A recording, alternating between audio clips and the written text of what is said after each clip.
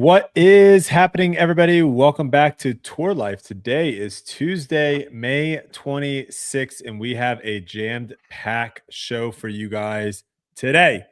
We will be having Gavin Babcock join the show for, I believe, the first time. I don't know if we've actually have ever had him on. And then Holyn Handley also will be joining the show. She has been on. And we might have a very special guest joining the show later. So you want to make sure you stick around for that as well. But all sorts of crazy stuff went on this past weekend. Before we get into all of it, Gary, Yuli, how are we doing? Go, Gare, go. Go, Gare. I'll tell you what, this is one of the longest weekends I can remember. You crushed your tournament, TD? Tournament. I was on stream for 25 hours this weekend. The tournament was cold, was wet. It rained the entire time, but we had 62 people show up despite the conditions and play some really solid disc golf. We had a playoff for the MPO division or for the MA1 division. It was good. We had a good time. Did you play it or did you just run it? I just ran it. So I have a policy to be the best TD I can. I don't play my C tiers. I focus on being the TD, being available for everybody. I respect that. I would actually kind of be pissed a little bit if the TD was playing. I'm playing. It's tough. If I'm running the tournament, I'm playing. It's maybe if there's like a nice situation. No, when I get a few more years, assistant or something. I have a couple assistant TDs. One of which who's out because he snapped his leg in half at leagues a few months ago. Jeez. But once I get a few years of TDing, like really, really solid, I might, or if it's like an XC tier event, I'll probably play in those. But for these first few, I just want to make sure that we're good for everybody. But no, you can't win your own tournament, Yuli. Done it. Totally can do that. Yeah, there are many. Didn't Michael Scott do that for the 5K? Didn't Michael Scott win his 5K? Yeah. Like he like cheated or something? Yes. Yeah, something like that. No, he didn't cheat. No, he didn't cheat. Other guys cheated, but they didn't win. But Yuli, go ahead.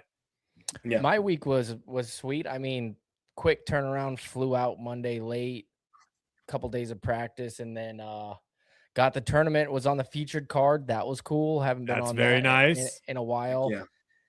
Let me tell you though, not my best disc golf. It was pretty rough. I had a hard time with the time change. I didn't sleep. I slept for like 3 hours that night and then got up and I was just not focused. And then it was like, got off to a rough start early, like real early. And then that course is tough for me. I told you guys before I went there, like that place I've never cashed there. You had like 3 or 4, maybe 3 shots early where just a little less skip or a little bit more to like you had a couple that were really close to being like inbounds that would have just kind of kept your round like afloat early on. Yeah. But it seemed like every time you threw a bad shot, it got punished. Like the worst. Like the worst it could get punished. And that's which you should in that situation. Should, but it is nice to get a little lucky. Yeah. Getting your round going. It started off a whole one. I threw a fantastic roller, like really good. And it just like kept going right. And then trickled out of bounds. That was tough. But I parred the first couple and then I took a really bad double bogey, just wasn't focused, chucked it in the woods, and then it was just tough to recover after that. I played like pretty much an idiot the rest of the way. Yeah. Missed a 2-inch putt. Well, okay. We gotta talk about that. Yeah. Do you now have the shortest? I mean, because we've shown the Rebecca Cox putt, right? We've shown Evelina Henna. We have the video here for Mike to pull up. Oh yeah, pull it up. Yeah. Is this now officially the shortest putt missed on tour? And I'm talking because I think it has to be. It was like 2 inches. Because distance wise to the basket, it was like it was a decent. No, once it leaves my hand, I think it's 2 inches.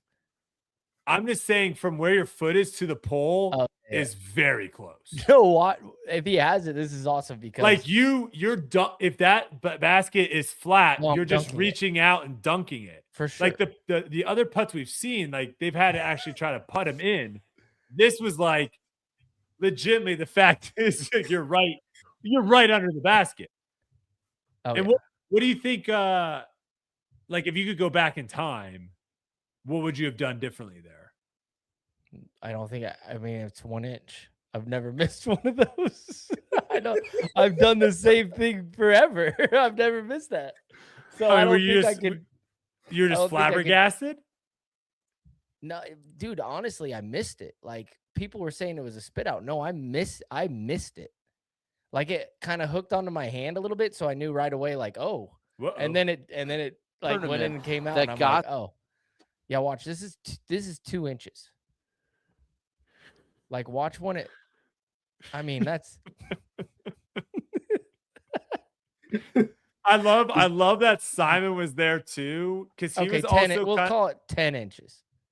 Simon was like kind of like hanging around the basket to where it's like he's kind of waiting for you to putt, and like that's kind of like he's like, I'm just gonna stand here and actually I'm gonna get down, and then it's like.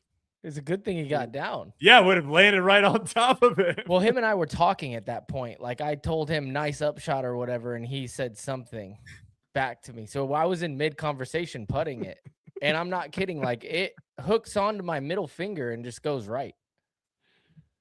It's a tough one. Tough one awesome. for sure. I mean, all you got to do is laugh at it. Like, oh, oopsie. Yeah. Other thing I wanted to mention about you, other question I had for you. Yeah. Was you go from having the pressure of having to play Hole 18 to get into the playoff, and then having to play Hole 18, I'm talking about Austin, and then having to play Hole 18 and birding Hole 18 to win the tournament, to fast forward your next tournament, you're now playing Hole 18, you have to birdie to cash. What is the difference there in pressure? It's not even in the same realm.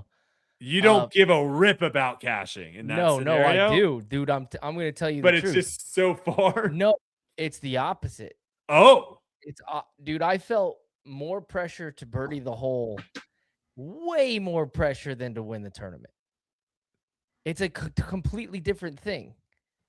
It's because I've explained it before. Like, you're playing horrible, the whole week. And now I'm stuck back in the back of the pack with the guys who are grinding and everything. And I'm coming down the stretch, and I know where I'm at. Like, I'm looking. You're 5 under, and you have to make a birdie. Like, you've only birdied a handful of holes all week. Yeah. And now it's like, oh, by the way, you have to birdie the hardest hole. Yeah. It was funny because I'm sitting there. I have like 5 discs. I even called time extension because I'm like, which one do I want to lose? And all the ones that could make the shot, I'm like, I literally had the conversation with Brad. I'm like, Brad, I don't want to lose any of these. These are my babies. And he's like, you got to go for it. And I'm like, I know, but which one do we want to do? And I'm like sifting through all my, and then I came down to 2, the 2 that had the best option. And I'm like, this one's been in the bag for too long. And I'm like, screw it. I'll throw the good one. And I threw like one of my favorite is my Nuke OS. Such a good shot. Such a good shot. I had that branch in my way. I had to throw it low but walking up to the putt, I swear on my life, I had the thought of, why does this feel way harder than the putt to win the tournament? I'm not kidding. That went through my mind. I'm like, I think for sure I'm going to miss this. I for sure think I'm going to miss this. It was crazy. So the pressures, I would say it's different but more nerves. There was more nerves, if that makes sense. Yeah. So not the pressure, but I was so much more nervous putting that one. Out of curiosity, I just missed like six putts in the last like 2 days from like one from 2 inch, dude. Like, if you back up, having the win under your belt, did it feel different walking onto the course for this one? No, like I told you guys before, and I told a lot of people that this weekend, I'm like, dude, this is not a surprise to me. This is where I've been living for the past 3 years. Like, this isn't the worst round that I shot. It's the worst round that I've shot in 4 rounds, but it's not like I'm not used to going out there and absolutely butchering around. You know what I mean? Like, that's something that happens to me, unfortunately. And especially on a course like that, where there's wind involved and it's like tough to man. Like dude, you really need a big sidearm out there, and I got nothing like that. It's a sidearm course, so I'm having to like throw really overstable and trusting it to like peel to the right and stay like it's tough to navigate that place if you don't have a big sidearm. So no, once I saw that, I was hoping it was going to be calm, and the report said it was supposed to be fairly calm, and then it was windy every day, and I was just like, I even told Brad, I'm like, sorry about this weekend, man. It's going to be a long one for us. Okay. So real quick, I'll roll through my past weekend, and then we're going to get Gavin on here. So okay. I got a couple notes. First one, crossing my fingers, we potentially have a buyer for the house in Florida. Congratulations. And I mean, we were on the, I mean, it's been on the market for almost a year, and we were about to change realtors and try to find someone else. And in like the 19th hour, someone has come in. And so now it's like they still have like 2 weeks or so to like back out. But hoping that goes through. Ran my fastest 5K. I think I might have ran faster in high school, but fastest 5K as an adult at 21:03 this past weekend. Congrats. Started dry heaving on the last like 200 meters into the finish line. It was a little uphill and it was hot. And I was like, do not puke. Do not puke. That would be the worst thing. Kelsey was like filming the finish. That would have been probably a better video. And then boys, I'm back. I can talk disc golf with you. I played my first full round of disc golf in probably like over 4 months with actual discs of mine, not like goofy round. Yeah. And I talk a lot about it in the YouTube videos. So if you want to hear more about it, go over there. But to summarize, I think I might just be an average disc golf person now, where like I go and I play once or twice a week. I don't practice and I just enjoy it. You enjoyed yourself? I actually did. I actually had fun playing. I actually had a good time. It was actually very enjoyable. Now I did play well. I kind of played the lights out of the disc as well. Okay. So I'm wondering, let's see when I play bad, am I still enjoying it?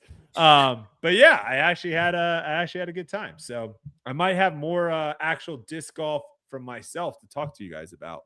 I'm going to be attempting, I believe I'm going to be attempting the ace I did not get in the ace challenge. That will be the next video. I'm going back and I'm not leaving until I ace. So we'll see how that goes. Aces Speaking of aces, someone that knows a thing or two about aces and taking his clothes off, Gavin Babcock joined the show for the first time. What up, brother? Thanks for jumping on. Yeah, what up?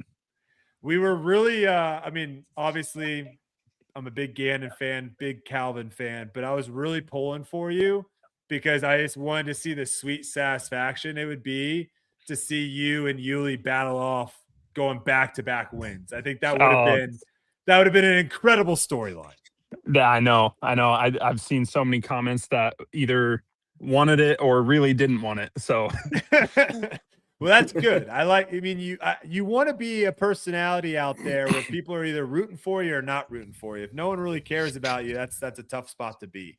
But a question I have for you, actually, I've heard a lot about you being a great wrestler and all this jazz, but I've never actually heard how you got into disc golf. And I feel like wrestling is not something that like is the natural transition into disc golf. So I'm very curious, where did disc golf fit into all things? And like, how did you all of a sudden decide, hey, I want to be a professional disc golfer?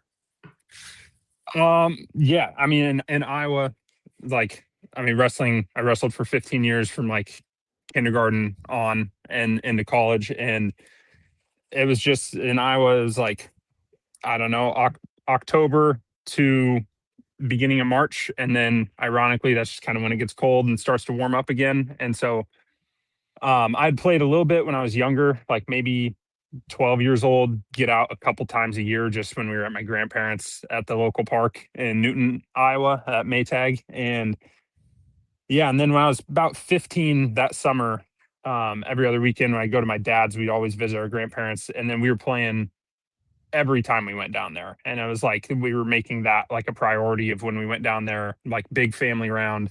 And I got just super hooked, started looking up videos on YouTube and then started kind of trying to go play by myself. I had like a 12-hole course, probably 5 minutes from my house I grew up at.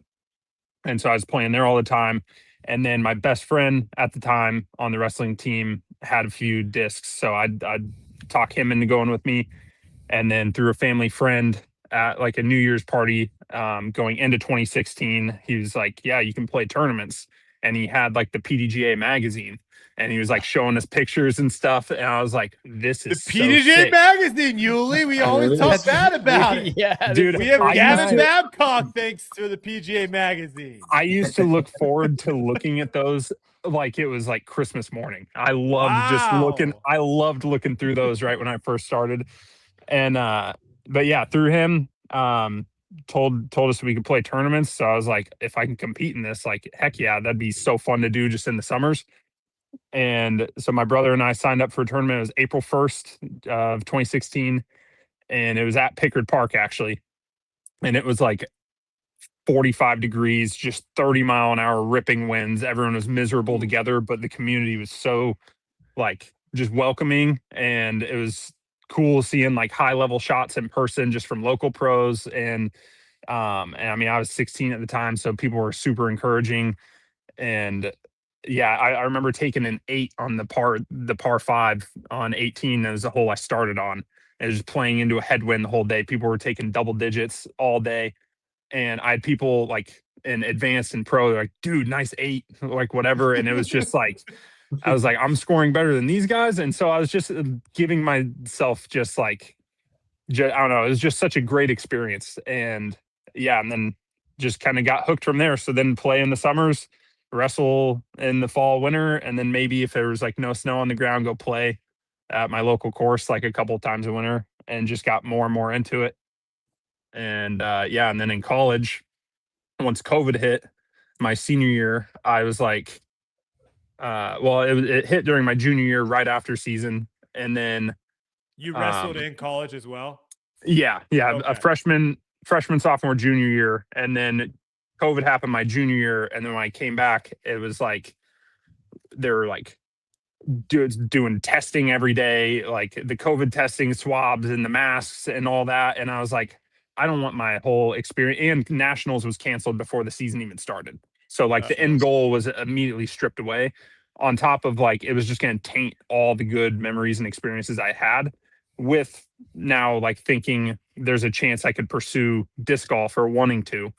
Because in 2020, DDO, my first ever national tour event, opened up the first one opened up some more spots after COVID, went down, played the course blind, and snagged last cash with, I think it was Conrad and Ben Calloway. And I was like, dang, okay, if I can like actually dedicate some time, maybe I can like compete here. And I knew I had a long way to go and stuff, but yeah. And then my buddy Matt Polson qualified for USDGC through Blue Ribbon Pines. And so I'd already decided I was going to try to pursue disc golf. And in October of that, during my senior year, I took a week off school. It was me, Matty P, and then Schlebach. We all drove out to Rock Hill, and I was like, just gonna try to Monday qualify. If not, just like support him and just like go watch the pros and stuff. And I had the craziest final round ever, and then hit a 70-footer on 18 to get into a 5-way playoff for 3 spots, and then birdied hole 1 on the stump to get into the tournament. And then got to play that weekend. And then that was like the final sign of like, okay, like this is meant to be. And it was just, yeah. I remember that 5-man playoff. That was insane. That is sick. Yeah. What were the areas of your game, you know, after playing DDO and playing, I'm sure with a decent you were last cash, so you're playing with decent people throughout the tournament. What were areas of your game that you're like, okay, these are things that I have to get better at? Like, what were things that you were already good at, and what were things that you're like, I need to improve on this if I want to get to the next level? I feel like I've always been a decent putter. It's definitely like had its ups and downs, but I feel like back in the day, I was actually like early on when I like advanced pro, like my putt was real solid. And so I felt like I was always able to scrap my way through like almost all my like good rounds where I hit some C2s and like made a lot of just C1 putts. But backhand has always been, I mean, I started sidearm only, had like, I think my first disc was a Star Boss and just like chop forehands. And so just easy distance, quick, they're just a common thing. And and then just like figuring out backhand was a menace for me, and seeing how much more distance everyone was getting and how it just shaped the holes. And so kind of putting that into perspective and just the overall consistency. And yeah, so it just kind of always like looking at people's like tempo, routine, footwork, whatever it was, just trying to get every little bit of kind of info I could to try to translate to my own game, find people with similar styles at the time. And yeah, but definitely backhand was the biggest piece to my game. Yeah. Like you mentioned, your forehand, I think that's something that hopefully everyone knows now after watching you play this past weekend. Definitely one of the top forehands on tour. What grip do you use? We've seen all sorts of different types of grips from people that you're the one finger guy. Yep. Okay. Me and Marweed, I wish I had a disc. But Marweed does, he puts his pad on there, where mine, like I have like just a huge like callus that, yeah, I mean, look at that thing, that it like my whole finger like lays in the rim, and then like the rim just like sucks back into that callus. So I mean, my whole finger is just like in the rim sideways. Okay, where so he's kind of more that like little.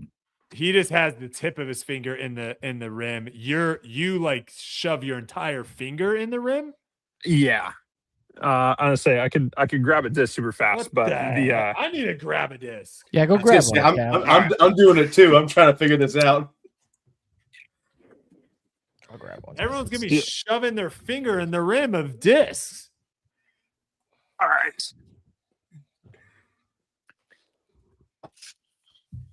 I mean, it literally, try not to show my number here.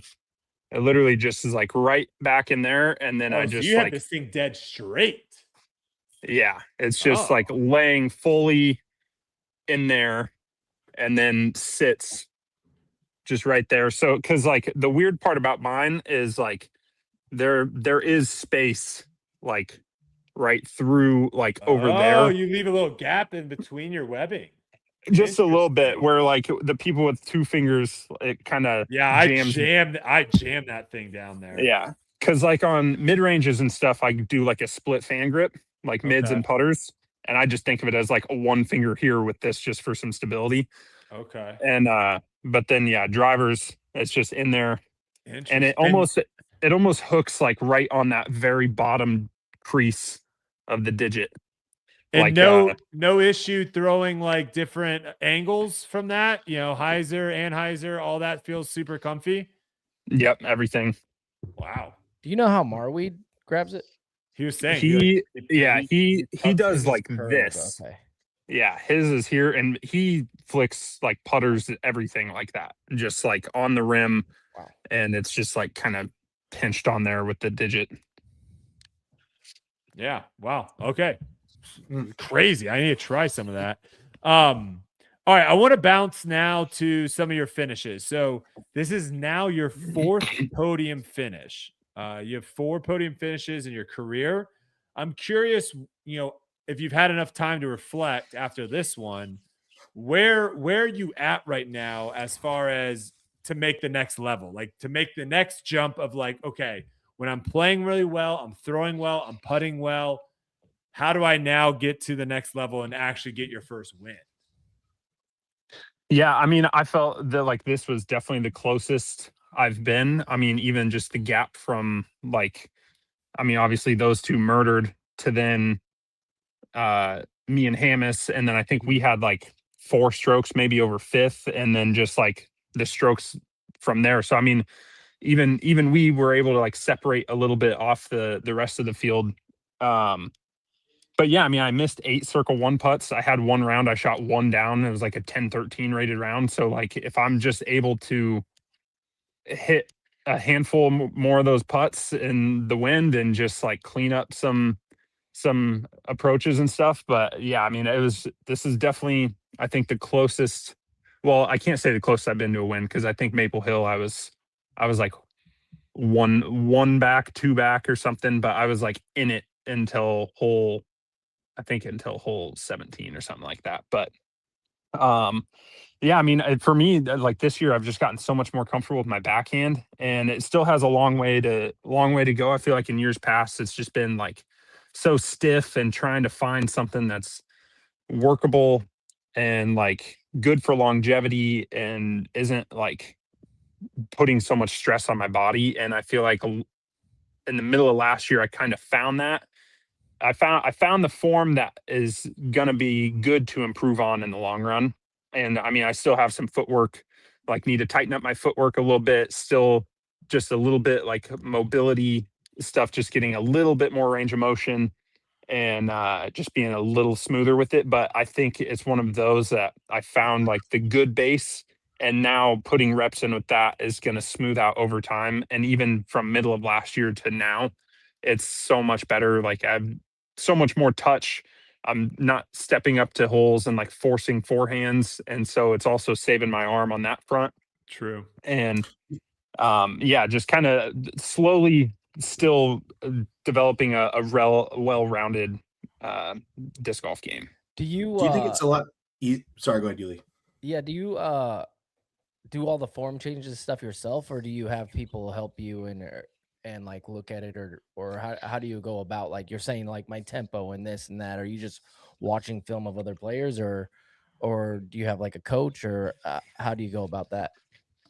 I mean, kind of wherever I've gotten to today is just like, yeah, watching other players, and really just picking Gannon's brain, bouncing ideas back and forth with him. I mean, we're like always talking form, it feels like, and just when stuff feels bad, and like what to maybe change or work on. And it's super helpful having like a good friend group like that, and like him to just always, like in the off season, like I'll just randomly get a video from him of like him throwing in his basement, or I'll just send him a video and of just like trying different stuff and kind of just seeing what works. And yeah, so I mean, he's definitely my biggest, I'd say, like coach or uh person to just bounce stuff off of. But I do a lot of stuff myself, and throughout the years I feel like I've had a really good understanding of just the backhand mechanics and how the footwork's supposed to be. Like I've watched all of like Brian Earhart's videos, because he's super knowledgeable in that front. So yeah, ton of form videos and just other players.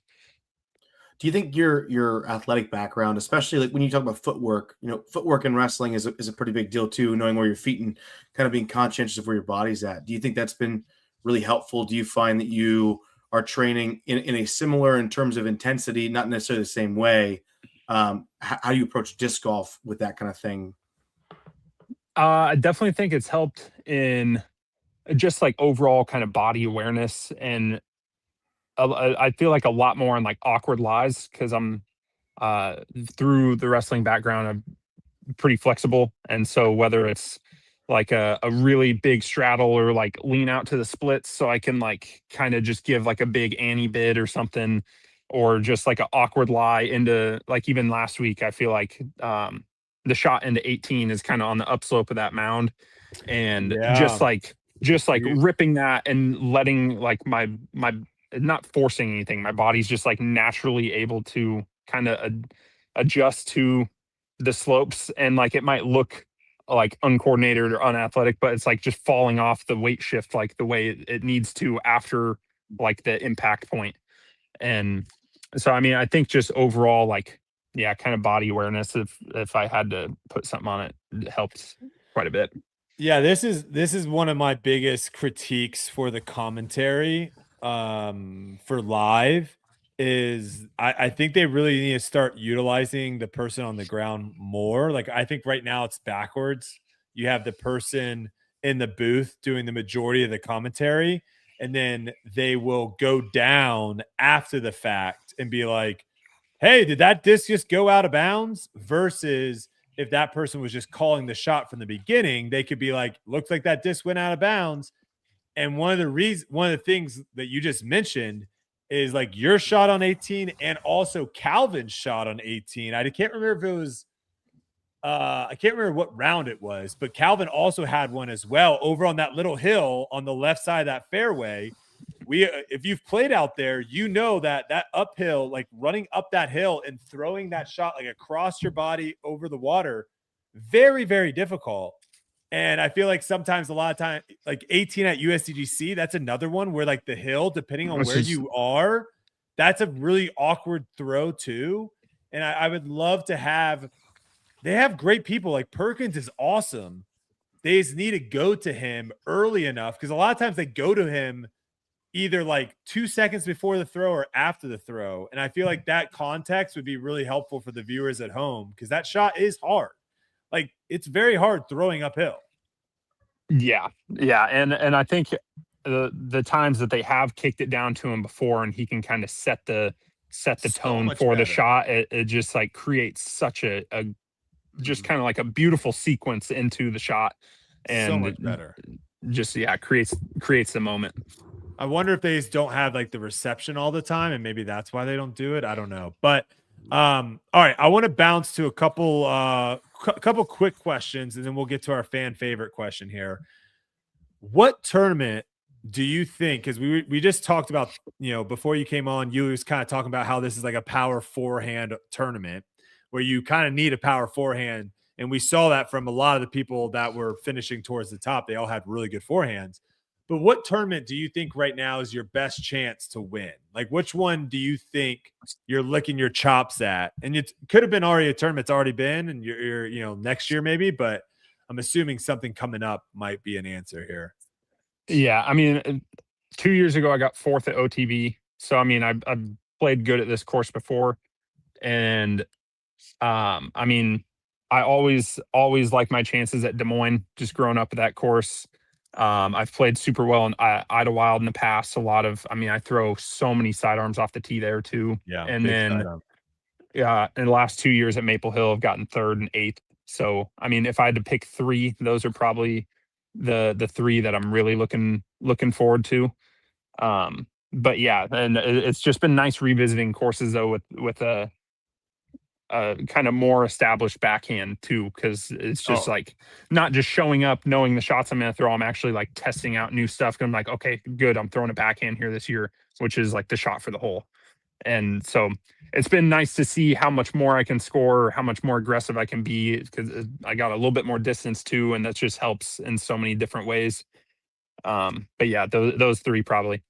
Yeah, were you throwing? You're not throwing a forehand in the past on hole 1 at Des Moines. No, I've always went back in there. But now having a backhand with a little bit more power, that makes that forehand second shot so much easier. So yeah, I mean every 10 feet you can knock off is just so nice. Yeah. Go ahead, Gary. Yeah, coming off of a really, really solid performance like this, knowing that you have, if you wanted to, an opportunity to take a break with the upcoming Jomez series, how do you make a decision of, do I take extra time to get out to the next place to prepare for the next big event on tour, or do I go play in a Jomez series event? Like, what do you change your mind differently based upon whether or not you perform really well in the week before, like you just did? No, not really. I have my schedule set and I stick to that. I'm pretty routine guy, whether it's like hitting the gym or if I decide like what I'm eating that week or whatever, I'm gonna do my best to just stick to that and make sure that happens. And this stretch over here, I mean, when Austin, it's been a lot of driving. So honestly, I've been enjoying playing lately just to loosen up my body. Because I mean, the drive down to Austin, over to Santa Cruz, up to OTB, and then now I'm in Washington for the Jomez. And yeah, so I mean, it'll be, what is that, 5 week stretch, and then fly over for the major. So I'll get a little off week there, but I kind of like my stretches just like 4 to 6 weeks is probably the sweet spot, and then before like a week off, and try to just keep things hot, keep things rolling, and just feed off any momentum that you can kind of develop. All right, there's a question that actually was supposed to be on debate night, but spoiler, debate night not happening this week. But I thought it was a good one. I'm curious, what your answer to this would be. So the question is, what is a disc golf take that you had in the past that you 100% stood for and would have argued for that, but now you see the other way? Ooh. And if you need time, I can give you mine as maybe a little. Yeah, take yours. Mine is polo shirts and golf shorts or pants. Like, I was 100% locked in that disc golf professionals need to dress like golfers, and I would have died on that sword. And I am 100% the other direction now. I'd say, okay. I mean, this was going to be my hot take, but I have another hot take, and it kind of is like a debate. I used to be the guy that like initiated, like, hey, like, good round, whatever, and I thought that was like a good part of the game growing up, and now I can't stand it. And Come it's to the just dark like, side, Gavin. Come to the dark side. It's like one of my least favorite things, because not like, it's just like, we're not done. Like, if it's tight on the lead card, they're not doing it. And then it's also just like, when you say like, oh yeah, good game, like, oh, nice playing with you, good round, and the round's not done, and then it's kind of like just like a half in it, whatever, where if you just hold on, and then like having to do it again, it's like, yeah, we've already done this, hey, good playing again, good playing. Where if you just hold off, then it can be like a more genuine, like, hey man, it was really great playing with you, like, sick round, whatever. But now we've already done it once, and so the second one's not even going to be that good anyway, and it's just like, finish your round. Like, imagine a baseball team coming out in the 9th inning, shaking hands, and then everyone like dispersing back. I mean, NHL, they don't even shake hands until the series is done in the playoffs. That's what I'm saying. They can play 7 games before like shaking hands Gavin, with anyone. Preach. So that would be what I used to be like, love that, great part of the game, and now I'm just like, dude, let's just hold off. Like, the round's not done. Yuli, do you have a rebuttal? Your mic, Yuli. Convenient timing. Just kidding. My rebuttal is no. I've already told you, I don't care what you do on 18. I'm gonna do it. If people don't want to do it, like this last round, we didn't do it on our card, and we were on like the last card. There was no like handshakes. So you won't force the issue. I'm not the guy. No. Okay. No.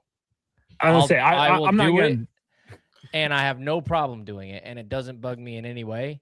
But if we don't do it, doesn't bug me in any way. But I will shake hands and stuff after the thing, and it's not something that I'm like, yeah, let's get rid of it, because some people really enjoy it. Yeah, it's not like it like irritates me in the moment, but like talking about it when it's not happening, I'm just like, why? But then during the round, if someone initiates, like, usually if I have the tee, I'll like set down, get scores, and then just walk straight to the tee, and hopefully no one starts to initiate it. But then I'll be on the tee, and I'll be like, hey, good game, or just like, hey, Gavin. Yeah, they'll call my name, and I'll be like, yeah, they'll Gavin, and then I turn around, there's like 2 fists just out, and I'm just like, good playing. Let's do this. Because Gavin, you the guy you just go, no, I'm not doing it until the round's done. I'll catch you later. But then I just don't. I also don't want to just like. No, I have the solution. Yeah. Gavin, you have to hold this torch for me, because I'm no longer touring. And everyone else, every other pro out there listening to this podcast, just start doing this and maybe it'll go away. Just start snailing people. So when they go for the when they go for the fist pump, just go underneath with the snail and just snail them, and then hopefully there's like, the heck was that? I don't ever want to do that. Hit him with the squirrel. Yep. Just squirrel up the arm. Go squirrel up the arm. Just the whale. Grab the wrist and use it as a microphone. Use it as a microphone. Just hit him with a little arm drag. Yes. We need this. I love it. Okay. Do you have an additional pet peeve?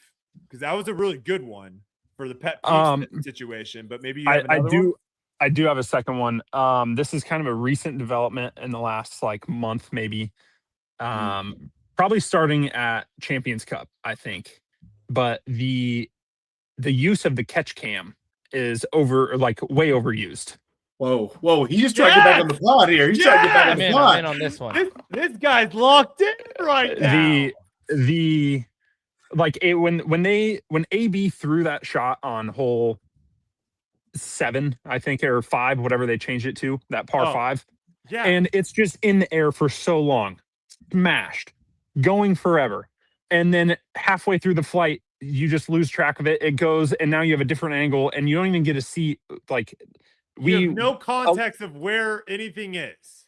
No, and people play disc golf, and fall in love with the flight of the disc. And being able to watch just someone rip a driver 650 feet, just so smooth, flying like a putter, and then seeing that, and then like a replay or something use the catch cam. The replays are always better because they always just use one angle in the replay, and you're like, like what really pisses me off is when they have it behind the basket. They have a beautiful setup of like behind the basket, and you can see the player on the tee back in the distance, and they cut to behind the tee pad, and then they cut back to behind the basket, and I'm like, just keep it on the behind the basket. That's a beautiful shot. And I'll just say this, the easiest way of doing it, it's so easy.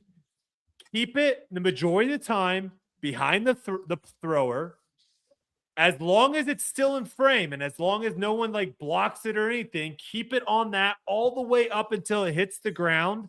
And then once it hits the ground, if you then want to go catch cam, then go catch cam to give like a little bit of a close-up of what's going on, if it gets close to OB, any of that stuff. Yeah. And then when you go to replay, now you can go to replay and just show the catch cam the entire time. And that's a beautiful thing. It'd give them more stuff to show too, because you're not just striping the footage like the first time. Like you're getting multiple sets. People get to watch multiple angles of a great shot. Yep. And you get just more replays, more golf showed, and like it wouldn't have to be like they could probably cut out a little bit more and just like make it a tiny bit faster pace because you're getting more replays. And there's a lot of benefits that come with it. Should we also do away with slow-mos of the same exact putt that the same angle putt that we just saw? Does anyone else think that's weird? Unless something crazy happens on the putt, I personally would take a different angle.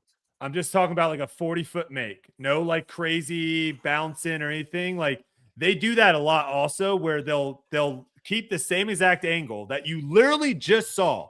They'll basically have that angle. The person makes the putt.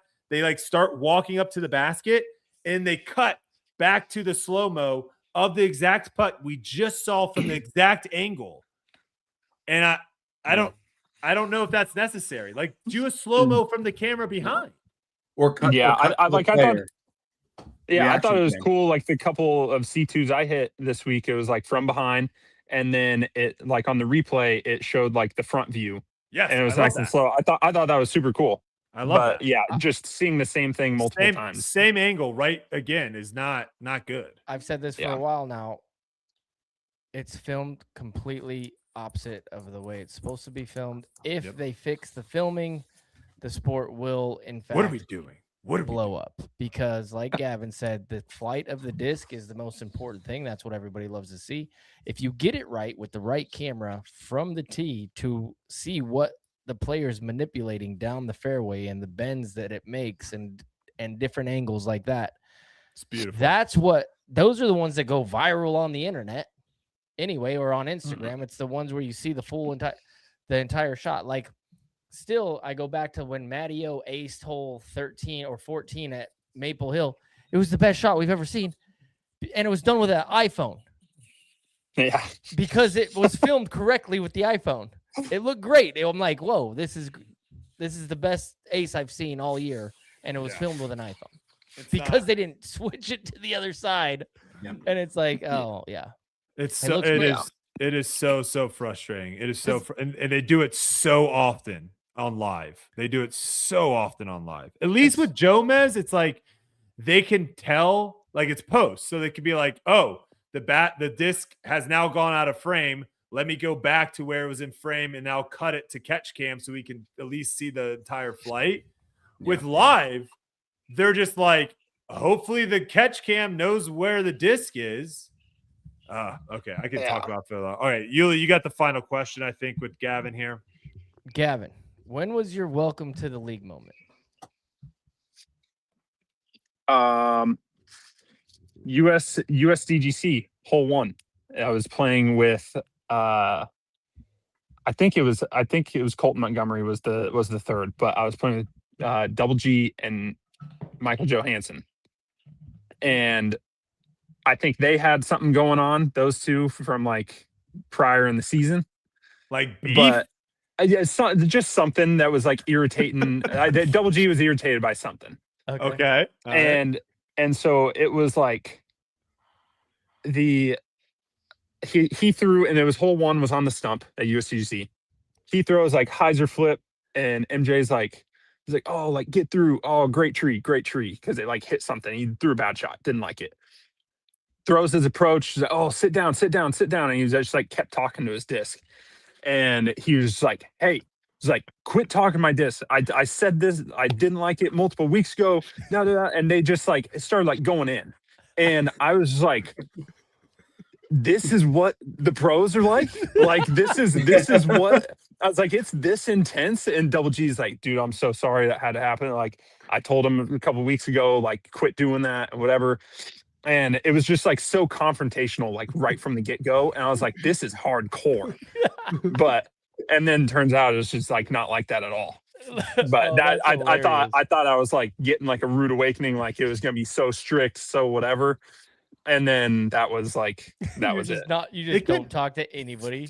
It can be like a little it can be a little high schooly sometimes, just because of how like everyone kind of travels together from tournament to tournament, where there can be some stuff like that passes on of a little, this click here versus that click there. But that's hilarious. That is, oh man, I would have loved to have just been watching that. I love that stuff. Yeah, in the moment I didn't know what to think, but now looking back at it, it's like one of my favorite things. All right, well, Gavin, it's been awesome talking to you. We want to give you the time now. Any sponsors, anyone you want to shout out, anything that like that for the people listening? I want to shout out my wife Kennedy, supporting me always on the road. Biggest supporter, her, my mom, and then obviously Discmania, Pound Disc Golf, Titan Disc Golf, and Chump Chalk Bags and Cardinal Disc Golf. Got a signature jersey there, and signature disc for this year should be coming out in a month or two with Discmania. Do we get to know what it is? I don't know if I can say or not. I'm totally down to say it. Yeah, But I don't know. I was gonna say when it comes to like the PDGA and the Disc Golf Pro Tour will push the lines, but when it comes to sponsorships and stuff, we don't want to get you in trouble. But appreciate it. Stay tuned to that. Who's your last question? Who's your partner for Preserve? Good partner. Niklas. Ooh. Yeah. He's never played at the Preserve. So okay. There you go. It's not really like a super need to get a lot of rounds at it kind of course. It's kind of flying in that week though. Yeah. That could be a problem. No, he's playing Des Moines prior. Gets there, absolute jet lag. Never played the course. That'd be brutal. Brody has officially retired from rating trophies, but tell Brody your team name for the doubles event because he. Oh gosh. So we were Team Nuggets. Okay. And then he won, and now it's Team Major Nuggets. Oh. Okay. So it's not the worst of. I mean, I would probably say better than average. There's some bad names out there. Oh, there's some brutal ones. I don't know. Even found one for Parks and I. We can't find one. We mean find one. What do you mean find one? Well, we asked. Were you like a treasure hunt? Yes. I want a good name. What do you mean? So you Lee parked. Yeah, good. Yeah, that's the one. Get the most like. That's the one. Like no, dude. You need to just get like the most. It should be Paul Core. Yeah. Paul Core. One Timers Club. Yeah. Paul Core. Because didn't Parker do that like parkour? How about just move? parkour? That's not bad. Parkour. Because didn't he do like the parkour move when he made that big putt at DDO?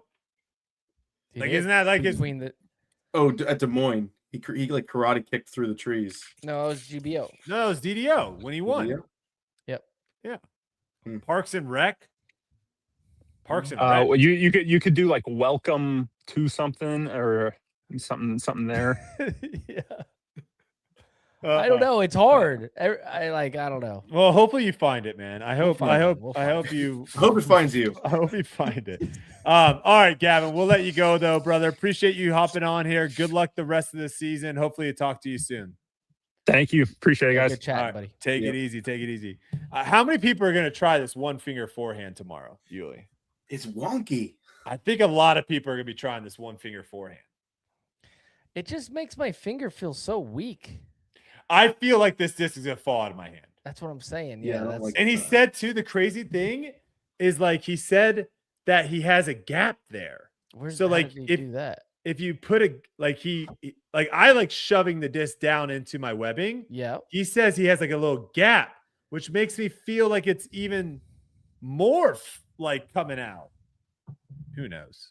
I don't know. All I know is he absolutely rips forehands. Yeah. Absolutely rips forehands. PGA Mike, what's the Holyn situation? Is Holyn? We got Holyn? Maybe have Holyn? Ready. Perfect. Let's bring her on. Champions here. Here. Holyn Handley joined the show once again. Congratulations. Thank you. And I want to just start off by saying we've been known to be quite critical of putting on this podcast before. Okay. We were just super critical with Yuli's 2-inch putt, or sorry, Yuli, 10-inch putt that he missed this past weekend.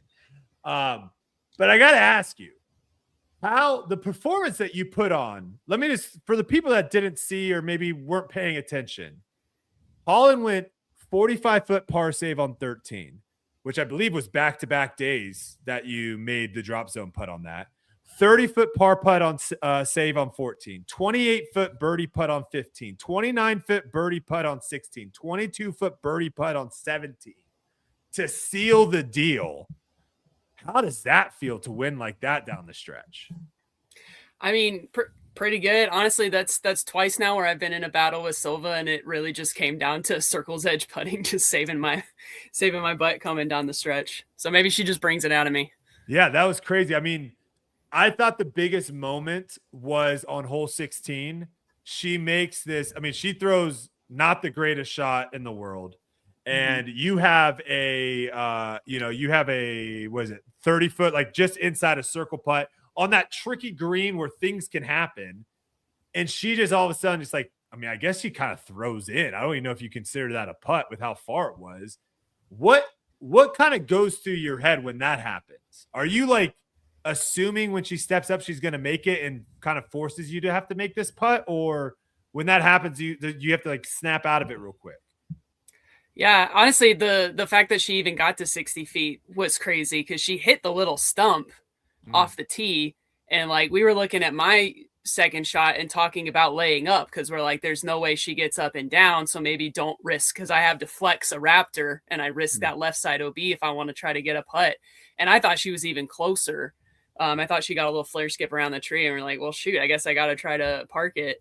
And then, getting up there, I kind of assumed Silva's going to make big putts. And afterwards, we actually were remembering an old like Calvin Heimburg quote when he did like that all-star battle with Eagle, and Eagle like threw in from 100 feet or something, and everyone went crazy, and then he just went up and, you know, makes his 25-footer, and they asked him about it, and he's like, well, crazy plays are going to happen, but you still got to make your circle one putts or something like that. So that was kind of my thought, was like, yep, she did something crazy, but I still got to just go up and do my job. Yeah, it kind of remind me a little bit of your win out at Beaver State. I don't know if it was called the Beaver State. They changed that name all the time. It's still called the Beaver State Fling, where you just made that huge putt on hole 18, of where it was just you're making big putts after big putts. It was really, really cool to see. Curious, one thing that stood out to me from watching, and maybe this is different because I'm trying to remember if this has always been that case, and correct me if I'm wrong. It seems like you and your caddy now have a lot more talk. Like you guys are not just discussing the shots prior, but you're also after, you're kind of saying, okay, that did a little bit different than what I thought. Let's note that for next time. Is that something that's been elevated, or have you always, I just don't remember seeing it as much as I saw it this past weekend.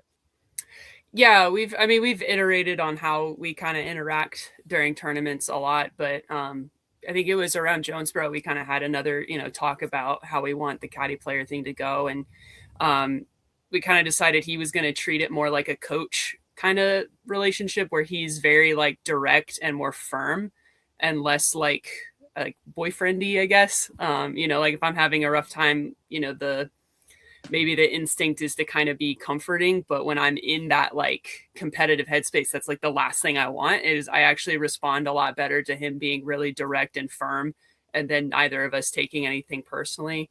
And I think that's been really, really good for me, because then if he's very firm about it, I'm more just like, okay, and I don't argue, which has kind of been sometimes my tendency if I'm not playing well. And then this week specifically, like I had noticed some technique things, and I've been doing a lot of field work to try to kind of fix some stuff in my throw. And so we were reflecting on that and talking about that a lot more. That's cool. Yeah. We saw a couple weeks ago, we talked a lot about how Brad and Yuli's relationship really helps Yuli kind of play his best, right? He has someone that has like 100% belief in him. And then you now have someone that is in your corner, basically doing similar of like pushing you to be the best. Do you see more caddies in the future for players? Like, is that something, do you think that players are going to be like, shoot, I need to start trying to find someone consistently because it is a massive advantage? I think, yeah, it is a huge advantage, but I think it takes a very special kind of person to be able to do that job and to do it well. Because it's the kind of thing where you have to pay very, very close attention and be kind of courageous about what you're going to say, but also have no ego about it. Where it's not like about you as the caddy, like being the hero, right? It's like, what do I need to do for the player, and knowing when that is say something and what to say, and knowing when that's to just like shut up and let your player go. And I mean, both Tyler and Brad and Tom, also Missy's caddy, like they have tons of experience. And then, I mean, I don't know Brad super well, but I both know Tom and Tyler are both like those kind of guys who just don't have an ego. They just want to, they legitimately just Brad's want to got an ego. Brad's got an ego. Brad's got a big one. Maybe that works for you guys. That's awesome. Let's talk about the course. I heard you had potentially some. I mean, I guess, what are your thoughts on maybe let's start with the drop zones? Because I think you maybe mentioned, I think I saw something you mentioning, not a fan of the drop zones, even though they suited you really well on, I believe, hole 13, right? But what's your takes on some of the drop zones out there that kind of just like advance you past the trouble and give players a putt for par? Yeah, I thought the drop zone on 13 was pretty generous. I mean, the fact that I didn't cross the island at all and I was rewarded with a, you know, just outside circle one putt. I mean, I'm happy, you know, to have that in the moment because I certainly needed it. But yeah, I think that one was a little generous. I really liked the drop zone actually on 10, which I had to use in round 2, I believe, because it's like it's just in a good enough spot for us that like we can do it, and you're gonna get people who try, even people who don't throw like a good forehand. Because even the forehand line, you can't just pitch like a hyzer out there. You have to kind of throw it flat because you've got some trees on the left side. So I actually really liked that drop zone. So yeah, I think with 13, I don't know if maybe you want to do a kind of situation where if you don't cross, you got to throw again from the short side or something like that. Obviously, you would have to get an official spotter out there, but I would be surprised if we were allowed to have that generous of a drop zone. I think it was a good drop zone for the other position, actually, because that was more of like a middle of circle 2 putt, and that's one where I actually putted it in the water on round 1, because you're kind of like, you're also, if you miss, the basket's a lot closer to the water, so it's a little bit higher consequence. But I mean, I was fine with it for the moment because I needed that stroke, but I would be surprised if we get to have that again next year. Yeah, my thoughts always, I think I could be talked into the drop zone in certain situations, but like looking at hole 13, I gotta believe that I'm trying to go to, let's see here. If I go here, it might give me the right distances. I hate Okay. drop zone putting. So I'm going here and I'm looking. Oh, it looks like, did you guys have a drop zone for? Oh, I guess you did have a drop zone off the tee too. Interesting. So that was one where if you went OB off your tee shot, you could go to that drop zone, and that's because we're throwing from out of bounds. And it was made because I actually threw OB in the pond in round 1. So I knew the 13 rules very, very well because I threw in the water and OB a whole bunch on day 1. I triple bogeyed it. But yeah, it was optional drop zone if your tee shot goes OB, and then anything that goes OB from the fairway or drop zone 1 is drop zone 2, which is the putt. Gotcha. So my thoughts on that hole is I would like to believe that the green is large enough and the distance that you can make, if you just made it an island, right? Like you're not advancing until you make it on there. I would like to think that you're advancing up to the water's edge, that maybe pressure, wind, whatever, maybe you throw another one in the water, but you're probably not throwing 2 or 3 in the water. Like it's a pretty large green from what, 180? I'm assuming that's probably the distance from the water's edge. So that's where it's like tough. Is I'm with you. I don't like watching holes where someone doesn't even throw the disc ever in bounds one time, because theoretically in that case, right, you could have thrown OB tee shot, thrown OB your third shot from the drop zone, and then made your putt for bogey, for double bogey, and 1 out and 2 and 3 out and 4, 5. Yeah, because it'd be 1, 2, 3, 4. Yeah, you putt putt for 5. Oh, yeah, that is a single bogey. No, you're right. Yeah, you are just putting for bogey. So you literally didn't throw a single shot in bounds, but you just made a bogey. That to me seems crazy. Like that should never happen. But we have holes like that unfortunately happen. So, but what is your take on it? Do we need to be making some of these holes a little bit more challenging for the FPO field? You know, you're at the tippy top, #1 player in the world. Do you think sometimes the course layouts are designed more towards, like right now, the average FPO player versus the top of the field FPO player? What are your thoughts on that? Yeah, I think it's a harder challenge, I think, for FPO even than MPO, because our gap between like the top and the bottom of the field is so much wider. Because like if you look at, Sprinkle Valley hole 18 last year, like my issue with that hole wasn't so much the mental part of it. It was knowing that there are some women in this field who literally, if there's a headwind, will not complete the hole the way it was originally written. Right. And that's the thing you got to take into consideration. I do think this is probably the course that like most rewards big distance. I feel like our courses generally have been trending away from that and more towards like shorter technical shots. I think in some courses almost too much kind of getting into like the landing zone kind of thing. But yeah, it's just a harder problem because I think you want to design, like in an ideal world, you would design a course that is really, really hard for the top 25% of players so that you see really, really good battles and you see people having to golf and make really hard decisions. But you do have that constraint of your like, sub 900 rated players have to be able to finish the course. Yeah. So.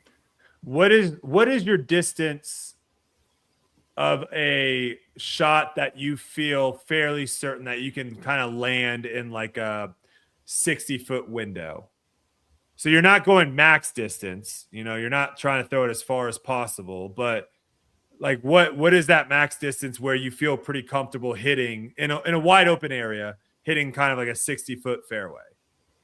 Yeah, for backhand, probably like around 380. And then for forehand, probably like 350. So how many holes do you play throughout the year where it forces you to have to throw like a 370, 360 shot twice in a row? So you got almost never. Yeah.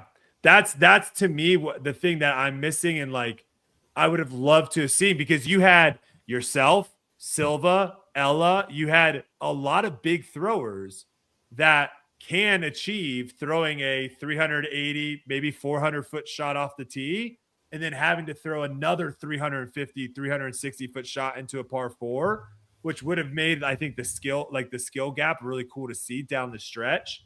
I just feel like a lot of times the par 4s for you guys, if you throw a good drive, you're just like chipping like a little forehand up there, right? That's what I kind of saw a lot of times. So, but you're right. I don't know how you do that, because, I mean, you have people in the field that are shooting. I mean, what were some of these people shooting? Oh, this one wasn't that bad. Oh, wait, that was round 1. Sorry. Yeah, you get like there were people double digits over par, Yeah, there's people shooting 20 plus over par. So, I mean, you start making the courses a little harder. Now people are shooting 60, 70 over par.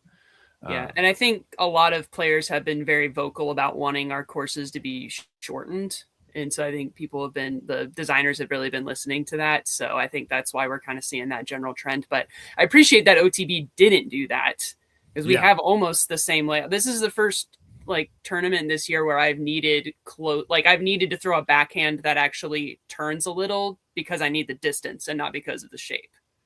Like all year I haven't had to do that. I haven't thrown much faster than a vulture, because I just don't really need it on most of our courses. Yeah.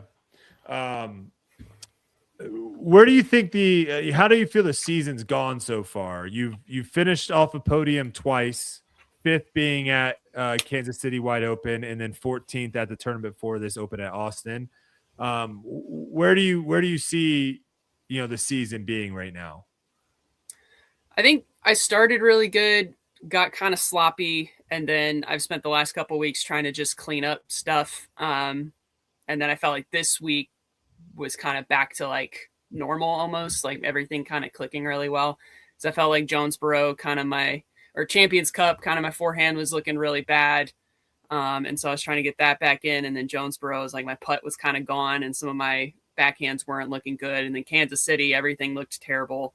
I got my putt figured out for Austin, but my throws still looked bad. And then it was a lot of field work in that off week getting ready for OTB. And I kind of finally got things like locked back in. So hopefully I can, maintain the toolbox, so to speak, and keep things sharp and continue having good finishes.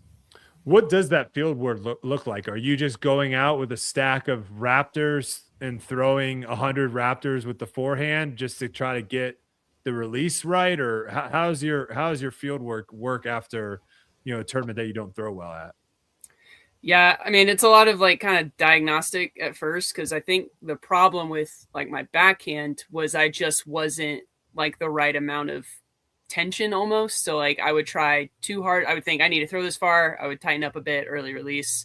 And then I would think, okay, I don't want to tighten up a bit in early release. So let's make sure we stay loose. And then I'd late release. So it was just kind of like, where is this release point? And I think I was kind of like, my momentum was kind of spilling forward. Like I wasn't snapping in place. I was kind of falling forward a little bit. And so it was practicing how I'm thinking about the shot before I line up the shot and then throwing it and just repping that.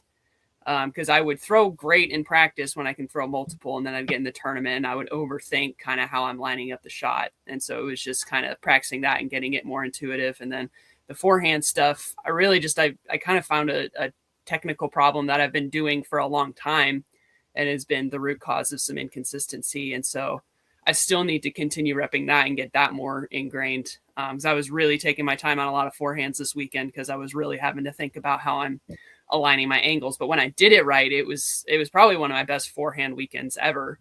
So I'm excited about how that's going to go. And then a lot of times for putting, it's like sometimes it's an alignment thing. Sometimes I'm too tight and so I'm shorting it. And so I just kind of have to mess around until I try to figure out like what the root cause was and then try to rep the correct thing. Yeah, it seems like from watching you, it seems like the forehand always has been a great weapon for you, but it's also the thing that if it does go out of whack for a throw, it like kills you. It's bad. Like, yeah, it's not like, oh, okay, we can just salvage par. It's like, no, like that is going to like auto. I'm in the next county, you know. And I didn't see that this week. Like I didn't really see anything like that. So is that like a huge confidence boost moving forward of like, hey, what I'm doing right now is working. Let me just keep repping this out to where that all of a sudden just is no longer in my head ever? Yeah, I'm like, it's one of those things where I'm really frustrated. It took me this long to figure out that that's why my forehand was inconsistent because I've been doing this for like years. And what is that? Because you might help a lot of people that are listening because we might all have those same issues. So I teach this correctly, but you set the same arm angle and then you lean to set what angle you want to throw and then you throw. But for the longest time, I was really inconsistent with a lot of my angles. And so I would just throw hyzers. And so I think when I get into tournament round and I get like on autopilot, I still lean over like I'm going to throw a hyzer, even if I'm trying to throw something else. So I end up having to change and use other leverages to change my angle. And that'll throw off the release point, the height, the nose angle. And so I'm having to do like that meme with the lady and all the equations or whatever. Like that's what I'm having to do when I'm trying to like throw anything that's not a hyzer.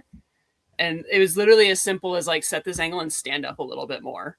And so every time I was trying to throw, like I threw a lot of flat raptors that just kind of peeled over a little bit and then came back. And it was the best and most consistent I've ever thrown that shot.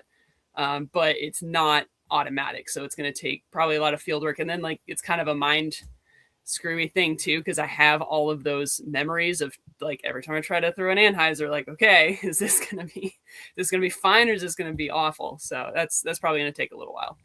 Yeah, Yuli, how long does that, you've gone through putting changes and everything like that. How long does it normally take you to get like all the, next time you step up to a 10-inch putt, like how is that gonna go? Yeah, I think it's just doing it a bunch. Like if you do it like 3-4 times in a row really good, your negative is erased. Because now you have some study material and you got the test right kind of in the tournament. I think that's really what it comes down to. Like even my form change going into Austin, I still wasn't feeling great about it. I was watching the shots and I was surprised every time it was really good. I was like, oh, it's still working. This is great. Oh, still working. This is great. And then it got to the point where it was like, okay, no, this is just what we do. So it's actually really tough because when you're going through those changes, sometimes it's not like that. Sometimes it's not like good shot, good shot, good shot, good shot. Sometimes it's like 2 good shots, 2 bad shots. And now it's like, but I thought I had it figured out. Mm-hmm. And so it's really just kind of getting lucky and throwing a bunch of good ones in a row, I think. Just riding the wave. I have one more question that I want to ask from the tournament, and then Yuli or Gary, if you have any questions for Ella from Holyn for the tournament. But I do want, I slipped there by saying Ella because that's who I'm about to talk about. One of your good friends, Ella, phenomenal first round, phenomenal, to the point of where it's like, okay, everyone's playing for second. How difficult is it to watch/play with someone that's like just struggling on the putting green? Like, is that like, when you're playing, are you like all business and you're like, hey, I'll talk to you after the round? Or are you going over being like, hey, you got it? Like, how does that work during a round? Because I feel like that'd be something that would be very tough to do. Yeah, I pretty much stay within my own kind of little world between, me and Tyler. Like I'm not I don't really think it's my place to try to encourage someone who, even if it is my best friend, you know, I think that it's kind of like she's a big girl, she can handle it kind of thing. It is the sort of thing where like after the tournament, like if I noticed something, like me and Tyler both kind of noticed her putt looked a little different, but like I'm never going to tell someone like, hey, your mechanics look different than normal in the middle of a round. Because even if it's well-intentioned, like that's kind of a messed up thing to do. So, you know, but they're, you know, it's the kind of thing where after the tournament, I might be like, hey, I noticed you were kind of doing this and you're missing some putts. And it turns out she's trying to like change her putt a little bit because she's been pulling right a lot. And so she's trying to like hinge at the waist a little more to prevent that pull. But then that was making her miss low. So like she's aware and she's kind of just working through some stuff right now. Gotcha. But yeah, I leave people alone, even if they're my friends. Yep. And then, sorry. So Gary, do you have anything else to ask about the tournament itself? Because I have non-tournament questions. I have some non-tournament questions. Non-tournament questions. Okay, I'll start here. I would love for you to kind of talk a little bit about your home course. I've seen this on social media. Where did this come from? Was this strictly like, hey, I'm just going to build a course so I can practice all the time in my backyard? Like, how did this come to be? Yeah, it's exactly that. It's intended to be a practice course for me. So I want to say, I think it was 2 years ago I started building it. Because Tyler's family has this huge ranch in Oklahoma. It's like over 1,000 acres. It's mostly horses and cows, but there's like this one little section of it that's very hilly and very rocky. So it's kind of hard to use it for livestock. And so they were like, hey, you know, you could build a course out there. You could practice out there, do whatever you want. And so, yeah, it's about 70 acres that they were just like, go nuts. Jeez. Yeah. And like, they have a skid steer and they have tractor, like they have all this equipment that I got to use.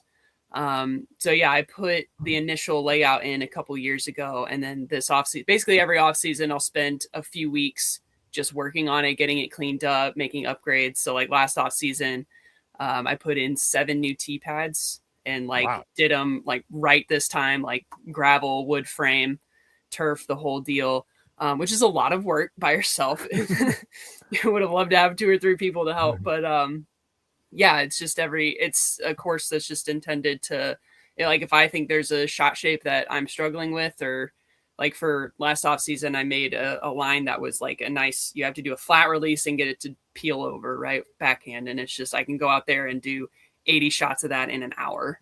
And, you know, if there's another kind of line, it's like, okay, I just need the couple weeks to like make this line, get a tee pad in, and I can just go out there and practice. That's sick. So something I saw from, gosh, I'm trying to remember the first term I saw you at. It was at, oh gosh. It was like a park style course. There was water. There was a road on the left. It's like visually, I can't remember what it was, but it might have been like the first tournament that you got on coverage. Don't know if you even remember what tournament that was, but I remember watching you play and they were talking about your like background in sports. And I was thinking to myself, I was like, this is someone that's going to come in and attack this sport like the other sports that you've played. And I was like, they're athletic. I think this person has potential of being very, very good. And clearly you've kind of kept on that trajectory of continuing to work really, really hard and quite frankly, probably outworking everyone to get to where you are now. I'm curious, where do you think your ceiling is? Like how much improvement do you still have that you can put in through your hard work? I think a lot still, because I still kind of have just a few shots that I really rely on and a few angles that feel really comfortable and consistent. And then, you know, every off season I'm trying to like, you know, if here's my comfort zone, I'm trying to just increase the margins a little bit. And about every year I'll have like kind of 1 or 2 things that are like big breakthroughs for me. Like I think figuring out the forehand thing this past week is going to be kind of like it's going to lead to like another level up on my forehand. And yeah, I keep finding these things just through either listening to people who nerd out about form a lot more than I do, or do a lot more coaching than I do, and experimentation. And the fact that I know a lot about like how to train outside of disc golf and how to periodize that training and how to like listen to and learn my body and like what works and what doesn't. The fact that I have the course in the off season that I can just put in a hole that's mimic something I'm bad at on tour and just get reps and reps and reps. I think like, yeah, I just have the support system to just like, I think keep leveling up. That's awesome. For a while. Gary, go ahead. So last year, you're kind of in a similar position this year as you were last year, where you going into Northwest, you've got 2 wins under your belt, and you've predominantly stayed in the top 5 for the whole season. Do you feel like what feels different about this year compared to last year? And do you think that you're primed for an even better finish this year than you did last year? I mean, I hope so. I think I've definitely gotten better. I know the rest of the field's gotten better too.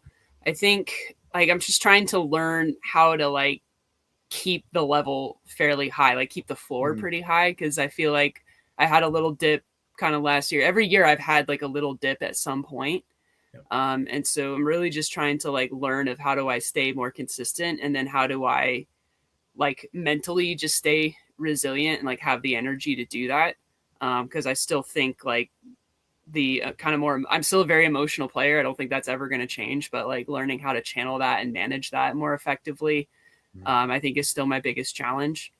Because I think, you know, when you win, it feels like you're going to win all the time. But then when you have a couple of bad tournaments in a row, you're just like, how the heck am I ever going to win again? So I think trying to like manage that up and down is really going to be the biggest factor for me. And if I can, you know, learn how to do that better or continue to learn how to do that better, I think there's definitely potential to have a better season than last year. Do you think that FPO is feels about the same, or is it harder to compete and win this year as you've seen last year? I would say it's tough because last year we had Kristen for at least the first half of the year, and her not being here is huge, is a huge hole, unfortunately. And but there's also a lot of like middle of the pack players or like newer players on tour that have like just so much potential. I'm thinking of like Rebecca Dawn, Addison Woodard, like those kind of players where their form is really good, their mindset's really good. Ida Nesse also from Norway is another one in there where like their technique is really good and they're fearless in a way that even some of the players who've been middle of the pack on tour for a long time aren't. And I think as they continue to get better and pop up into the top 10 and onto the lead and chase cards, like it's going to get harder. Because I remember like last year, I ended up, you know, near the cash line a couple of times. And in years past, when I was on those cards, it was kind of like watching other people throw. It's kind of like, okay, I can see, like, should you be on tour? Like that kind of thing. And now it's more like, how do you guys not have top 10s? Like you're like the way y'all throw is so good. So yeah, I think that, that like minimum level to be competitive on tour and FPO has risen a ton. And then I think the level to win is about similar to what it was last year, but I think you're going to see more people kind of getting to that level more often. Yeah, no, for sure. Yeah. It's been fun to watch a lot of the newer players or players that we haven't really seen that much. This last tournament, we got to see a handful, or I got to watch a handful of players I haven't really watched too much. I don't know. Cuevas, how do you pronounce her first name? Therese, I believe. Therese. Yeah. I played with her 2 years ago, and she's come on. I didn't get to see her throw it at all because I didn't play with her this year, but I think 2 years ago, she qualified by winning the AM tournament and was on the lead card. And very young, like every time she'd make a mistake, she'd look back at her mom and be like, what the heck, you know, that kind of thing. But clearly has matured a lot in the last couple of years to like get on the chase card and hang in and finish where she did. And no fear on the putting green either. I mean, just like launching putts at the basket. Speaking of which, that is what my pet peeve is. I have a new pet peeve about that. But before I get into mine, I would love to hear if you have any new pet peeves since the last time you were on the pod. Oh man, it's been a while since I've been on the pod, so I don't even like remember what my last pet peeve was. I fear I might be repeating one, but it's people who take forever to walk to their lie.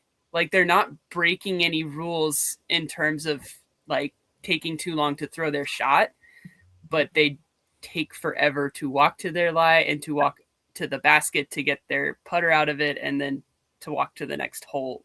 How is that on FPO? Because like this was a very long course in the sense of what normal courses are.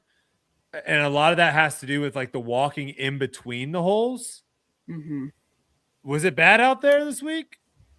There's a handful of players who it's always the same people. I'm also just really fast in between holes. Like, I don't know if it's just because I'm tall or what, but I'm like, all right, I'm ready to like, as soon as someone's putts in the basket, I'm walking up to my lie. Like I'm just also kind of naturally a fast player to places because I'm like, I'm going to take my time on my shot. So the least I can do is get to my shot, somewhat quickly. We need to start treating disc golf like show business, where it's That was funny. It's fast. I'm blanking on what the quote is now, but essentially like you'll have people telling you like, we need you now, we need you now, we need you now, and you're like, holy crap, okay. And so you like get to where they're telling you to be, and then they're like, okay, now that you're here, just wait. And I feel like that's what hurry up and wait. I feel like that's what disc golf should be, is like, we need to be very quick in certain areas. And then when it gets to your like shot or your putt or whatever, then you can be slow. But God, I'm with you on that. The slow walkers. Okay. I want everyone's take on this. New pet peeve. Because I heard it on the broadcast and it pissed me off. I don't like the idea that people have when they say you have to miss high, not low when putting. Give it a chance. That makes absolutely no sense to me.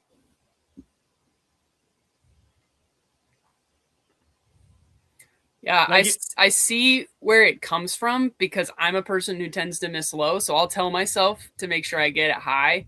And I'll also, if I do miss high, that's the miss I'm the least upset about because at least it had a chance.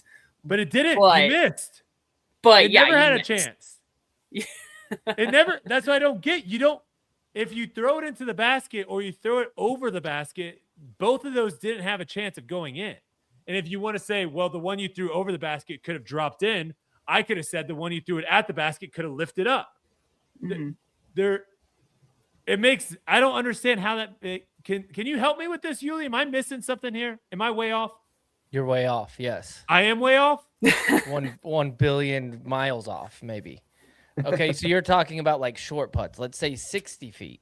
If you throw it into the turf, it's never going to go in ever. If you throw it 90 feet in the air, you have a chance of the 60-footer dropping into the basket via whatever power you have. So it's not. I understand what you're saying from a close distance. Yes, like I can just chuck it over the top of the basket from 10 feet, and yes, it never had a chance. But when you get to a certain distance away from the bucket, if it's not up, it's never lifting in because it's running out of steam once it gets to the target, pretty much, I think. And if you throw it up into the sky, it's better than just chucking it at the pole. Yeah. Think about for tailwinds too. Like if you got a really stiff tailwind, I'll tell myself like I'd rather hit the band. Even no wind. Yeah, even no wind. Okay, I'm fine with you guys talking about that. There was a what was it? Holyn, you might remember. There was something that really got me pissed off because the person didn't even try to like throw in to tie. It happened in FPO a couple Worlds. ago. Worlds the final round. That was a different. That was different. That's different. Okay. that same kind of idea. That she didn't know what the score was. This was something where someone could have thrown in, and they Hannah at Champs Cup. It was it. It was Hannah at Champs Cup. Oh yeah. She tried to like jump putt from like 80 feet, and watching, we were all like, "That's never going in. You have a way better chance of just trying to throw it in." And if it goes OB, who cares? You still have second. It doesn't matter. So I'm with you on that. But Yuli, can we all agree though, if you miss a putt inside a circle and it hits the cage, don't make the commentary that like, oh, gotta miss high to give it a chance. No, if you miss high, you miss high. I'll die on that. Maybe I'm by myself. Okay, Holyn, it's been a pleasure talking to you. Please, so everyone stops yelling at me in the comments. Shout out your fans, shout out your sponsors, shout out whoever you want to shout out. The floor is yours. Yeah, no, I do want to shout out my fans because I feel like I've been getting just tons and tons of love from the fans this year. And granted, we did just go Austin and Stockton, which are like two places that give me a ton of love anyway. But no, the fans have been awesome this year. Huge thank you to Discraft, Flight Factory, Squatch, and Zuka. Best sponsors ever. Shout out to Ella for making sure I got to my tea time on Sunday because they shifted the tea times and I did not get the memo. So shout out to Ella for being a homie. And yeah, that's about it. All right. Very nice. Well, Holyn, it's always a pleasure. Congratulations. Another awesome win. And good luck the rest of the season. All right. Good Thank you. Congratulations. Take good care. All right. Yuli, you need a bounce. Get some rest, recover. Appreciate you, brother. We'll see you next week. Thanks, guys. Yep. I'm still coming after these comments. Someone said it's not Miss High. Oh, this freaking Shay. Okay. Shay said it's Shay, not you gotta Miss take it with High. a grain of salt. He said it's not Miss High. I would rather Miss High than Miss Low because that means I gave it a chance. Mm-hmm. Oh, he's saying that's what the quote is. Yeah, that quote makes no sense. I would rather Miss High than Miss Low because that means it gave it a chance. In what other sport? Does that make any sense? Like, think about darts. Think about darts, Gary. Okay? You're trying to hit double 20.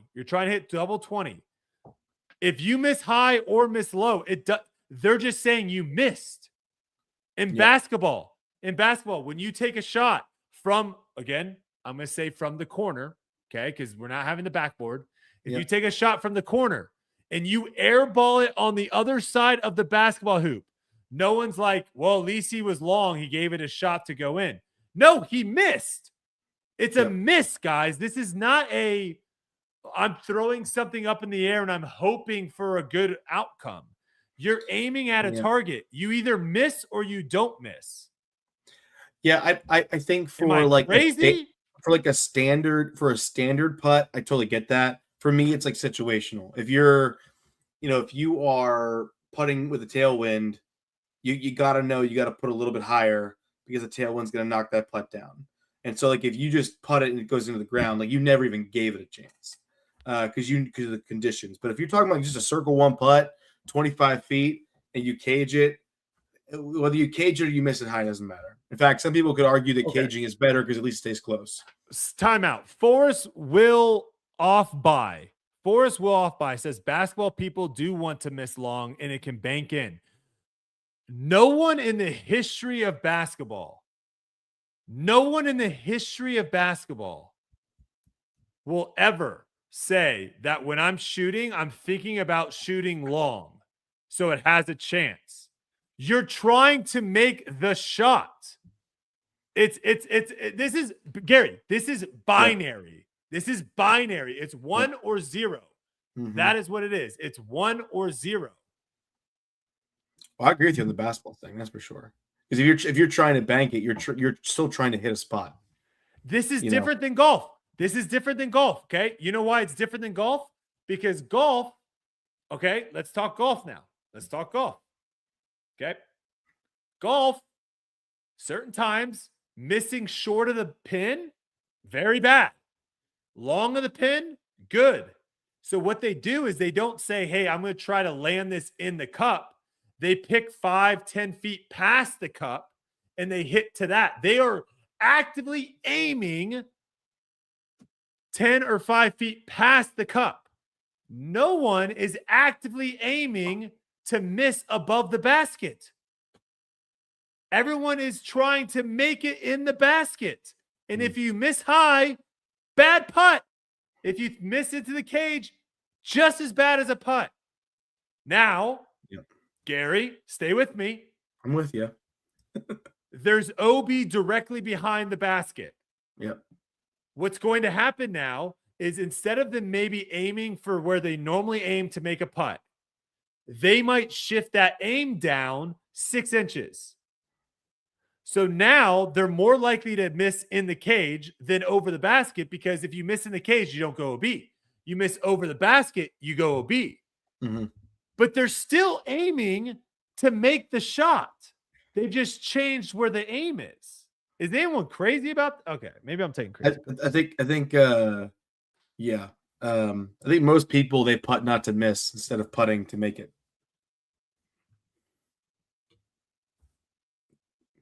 Say that one more time. Did you just blow my brain?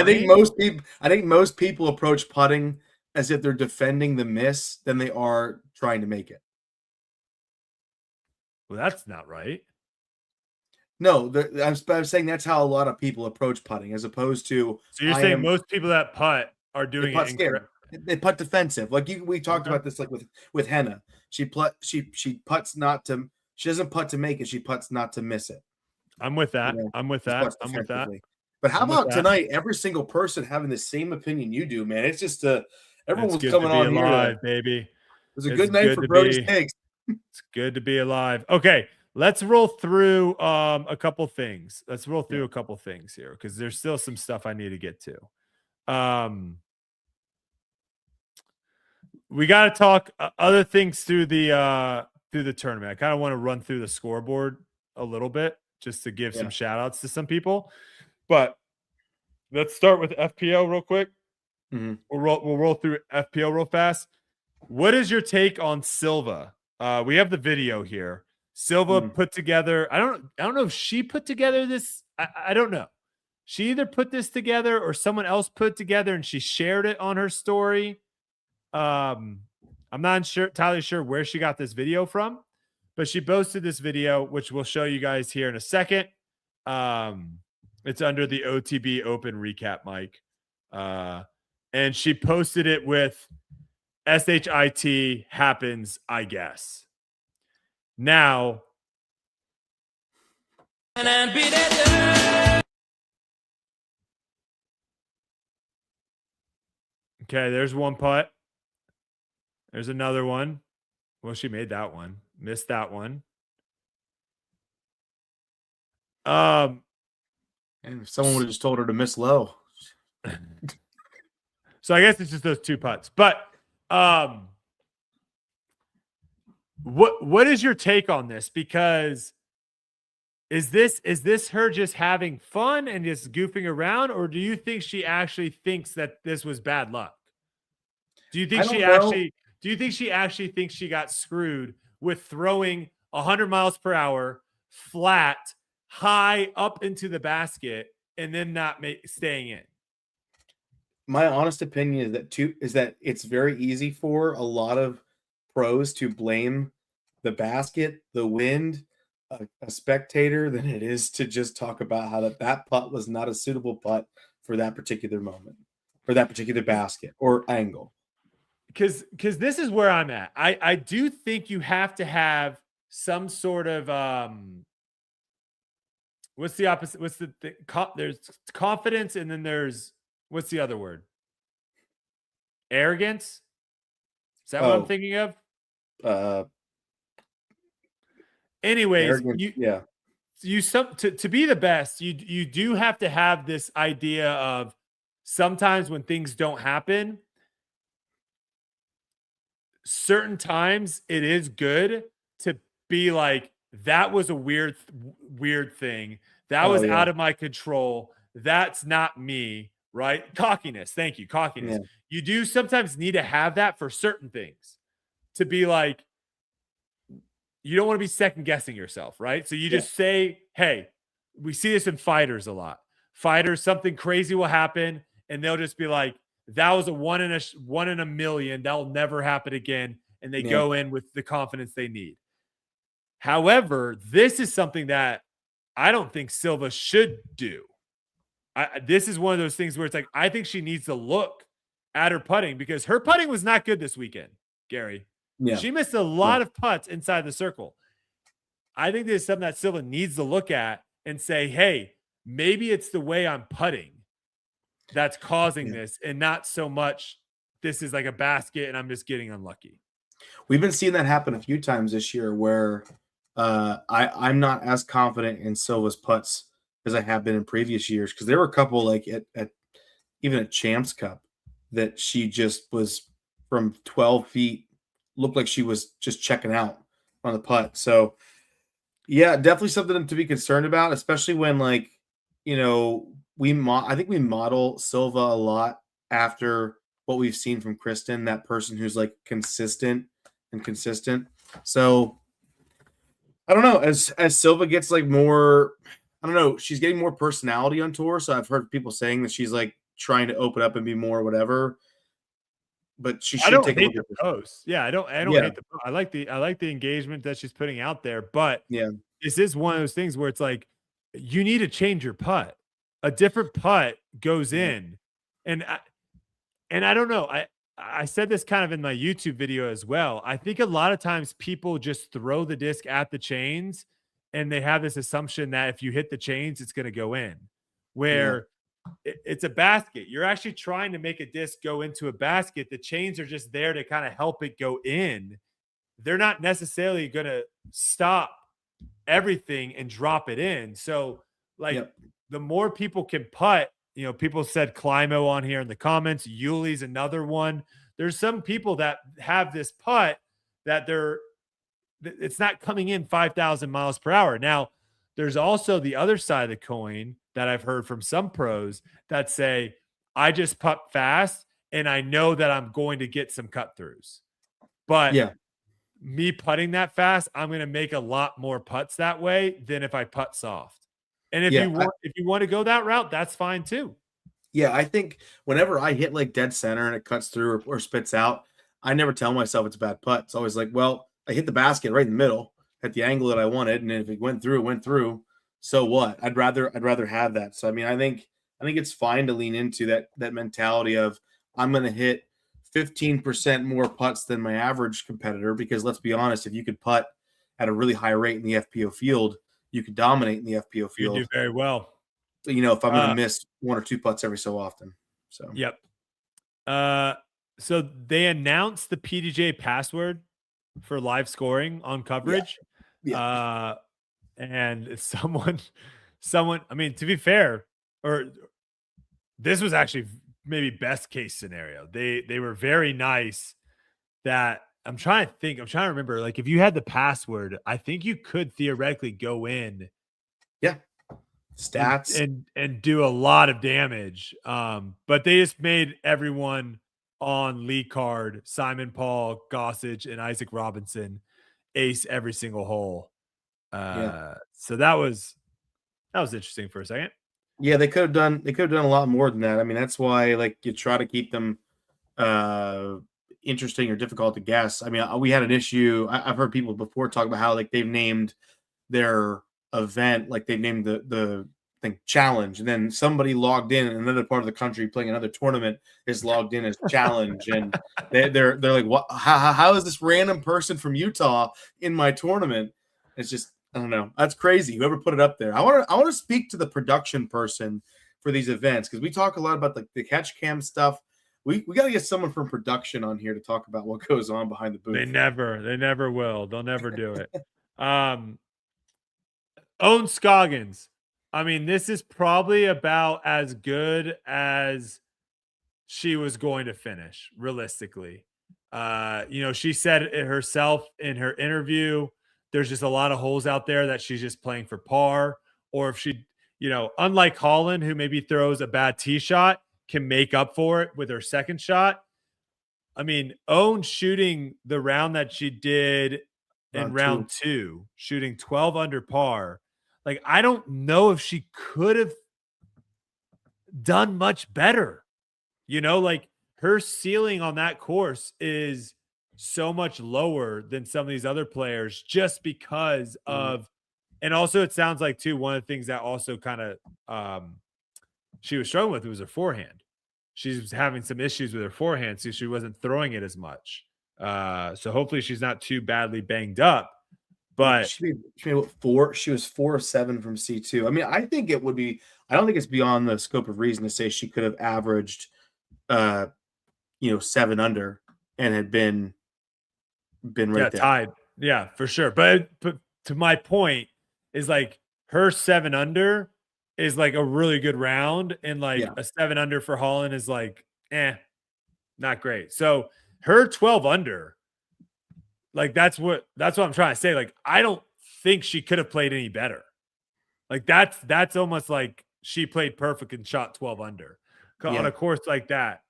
Really impressive stuff from Own on a course that doesn't really suit her game, you know?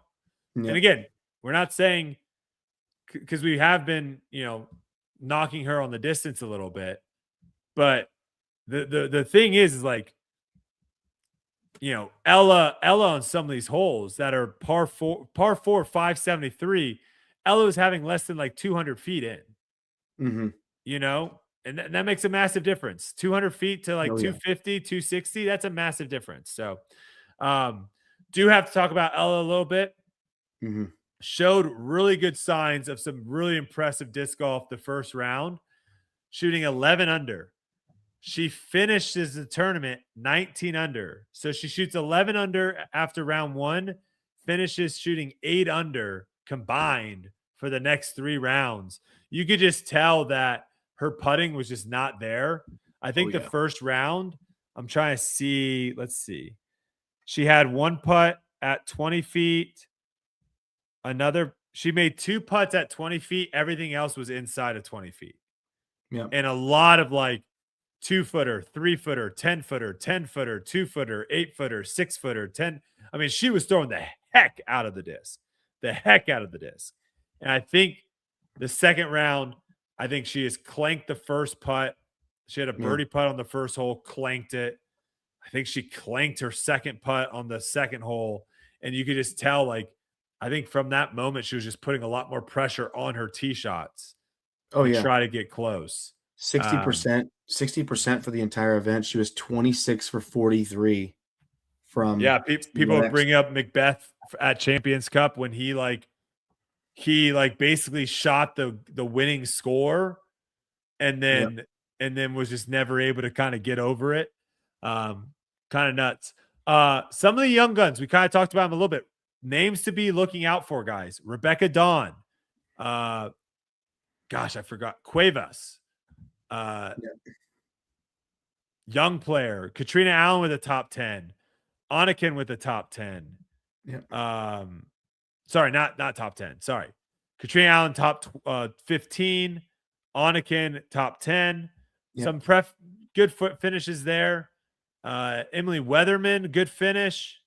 Top 10 for her. Taylor Chosek, I told you this was going to be a tournament that I think she was going to play well at. And, it just turns out, I'm kind of looking, did she not play good the final holes the entire time? No, she did all right. Final day, the last stretch kind of beat her up pretty good. But yeah, a course where, the ace was sick. Course where you kind of just opens up there for FPO. You got anything else for FPO before we move on to MPO? Yeah, so I know that it's way too early to say this. And I'm not the one saying this, but I have heard whispers. Don't you dare. Do we think Missy Gannon's getting a win this year? Okay, well, that's a good question, because my question is this. I was actually going to ask you, when will Missy get her first win? That was going to be my question. Yeah. I'm assuming she is going to win this year. My question is, when will she?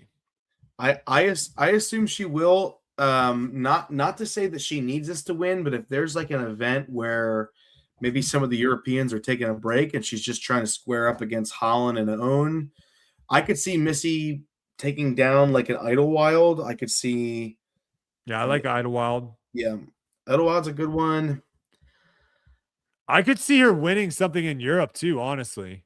Yeah, because the thing is, Open.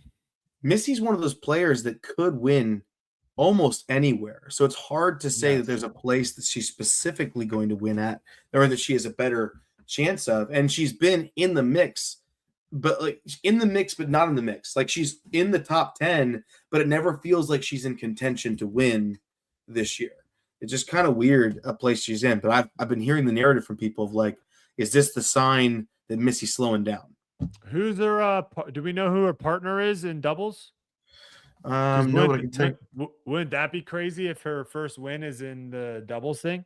Oh, that's great. I have it pulled up. Let me see. She is with. Let's see.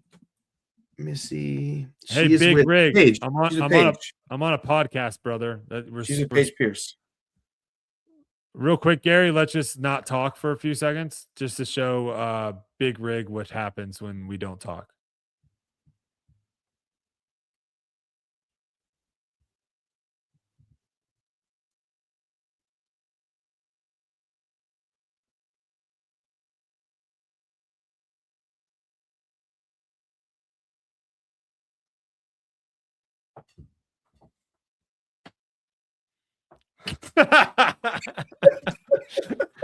Yeah, it's tough. Probably not a great podcast. Probably not a great podcast. Well, okay. My next. Let's go here. Yeah. Who out of these players will get their first win? Okay. Doesn't have to happen this season. Literally just the first win. Taylor Chosick, Sophia Donica, Rebecca Dawn, or Cuevas? I think for me it's got to be either Donica or Dawn. I think Donica Dawn's had some more impressive like moments, but I think Donica's been doing it a little bit longer. And Donica's also experienced some success elsewhere. Didn't she take down a win in New Zealand? I'm going to give this one to Donica. I'm going to say she has to change her putt. So I don't know if she's going to do that during this season or next season. She has to change her putt. Yep. I want to see very hard more... to win with that putt. I like Rebecca Dawn. I think Rebecca Dawn might get one. I think those are the two answers. Like I want to see I want to see more of Cuevas before I can say anything about her game. And she looked good. Yeah, absolutely. And Taylor, I think, has a problem with completing events. She has she has good rounds. She's put stuff in contention, but when she figures out how to finish an event through and through, then yeah, I think she could be competitive. I think once she figures it out, she could be. I think she could be good quick. Like once she figures that out, because of the rest of the parts of her game that are put together, But yeah, and I think they're we're seeing some players on the FPO kind of get to this level. There's a handful of players on the MPO also that are at this level of where it's like you just know consistently where they're going to kind of hit. And I think there's a couple players on the FPO level as well that are there, like Own, Silva, Holyn, these type of players. You pretty much know what you're going to get week in and week out. But some of these other players, their ceiling is so much higher than their floor. Like their gap of good play and bad plays is crazy. I wanted to see Cuevas is only playing the Northwest Championship. She's playing Cascade this weekend, but she's playing Northwest Championship, and then we won't see her until U.S. Women's and Worlds. But that's all she has for the rest of the tour. I mean that's a player just to keep an eye out on, because watching her mechanics, that's what I'm really looking at when I'm watching these young players. I'm looking at their mechanics. I'm looking at, is this something that they can consistently pull off, or is this a lightning in a bottle situation? And like her putting, she has a very solid putting mechanics that will consistently be very, very good. And I didn't really see much of a forehand game. I'm trying to remember but I saw very good back end. Very good back end. She's pretty new to the FPO because last year she split her events between FA1 and FPO. So this is probably her first year fully leaning into it. But even last year, she was top 50 at Throw Pink, top 40 at D-Glow, and then top 40 at Champs Cup. So she's getting some good experience on big stages. And the thing is she's super young. So like the difference that someone that's been touring for 10 years is going to make from year 10 to year 11, it's tough for me to believe they're all of a sudden going to turn it around. But like someone like her, she's like still figuring out stuff. Yeah. So like that to me, like a big stuff can happen in the off season there. Okay, let's switch over to MPO. I got nothing left for FPO. MPO. What an absolute battle down the stretch here. Some really awesome disc golf between Calvin and Gannon. I think Gavin kind of nailed the storyline of where it was like, okay, Calvin and Gannon are playing for first, Gavin and Adam were playing for third, and then everyone else was kind of playing for whatever, right? Because midway through that round, that was pretty much what it kind of got to.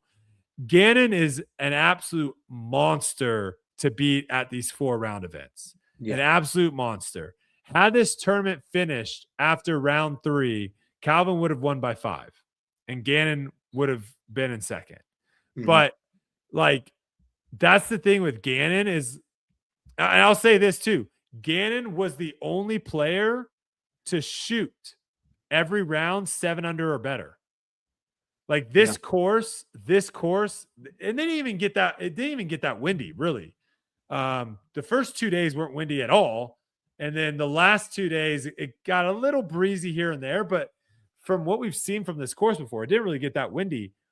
But that just shows you like how consistent this guy is, because this is one of those courses where if you're off, Gary, if you're just not having that great of a day off the tee, which is very, very possible 1 out of 4 rounds to just have one day where your timing's not right, whatever.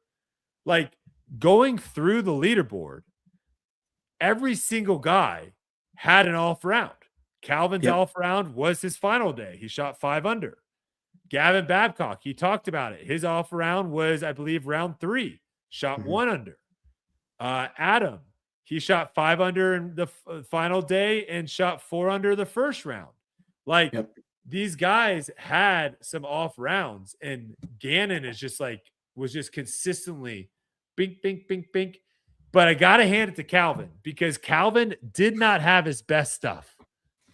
You're going against Gannon, who's playing pretty well that final day. You got a pretty good lead, and thank God Calvin did have that pretty good lead. He did not have his best stuff. But man, did that guy battle through. He bogeys hole 13, comes back and birdies hole 14. Bogeys hole 16, comes back and birdie hole 17. And I mean, let's talk a little bit though about the final. Not the playoff. Hole 18. Hole 18 to finish round 1. Very interesting finish. Because I think Calvin got very lucky that it hit that tree and dropped, because I think that was going OB left for 100%. And Gannon had a very, very tough shot for his as well.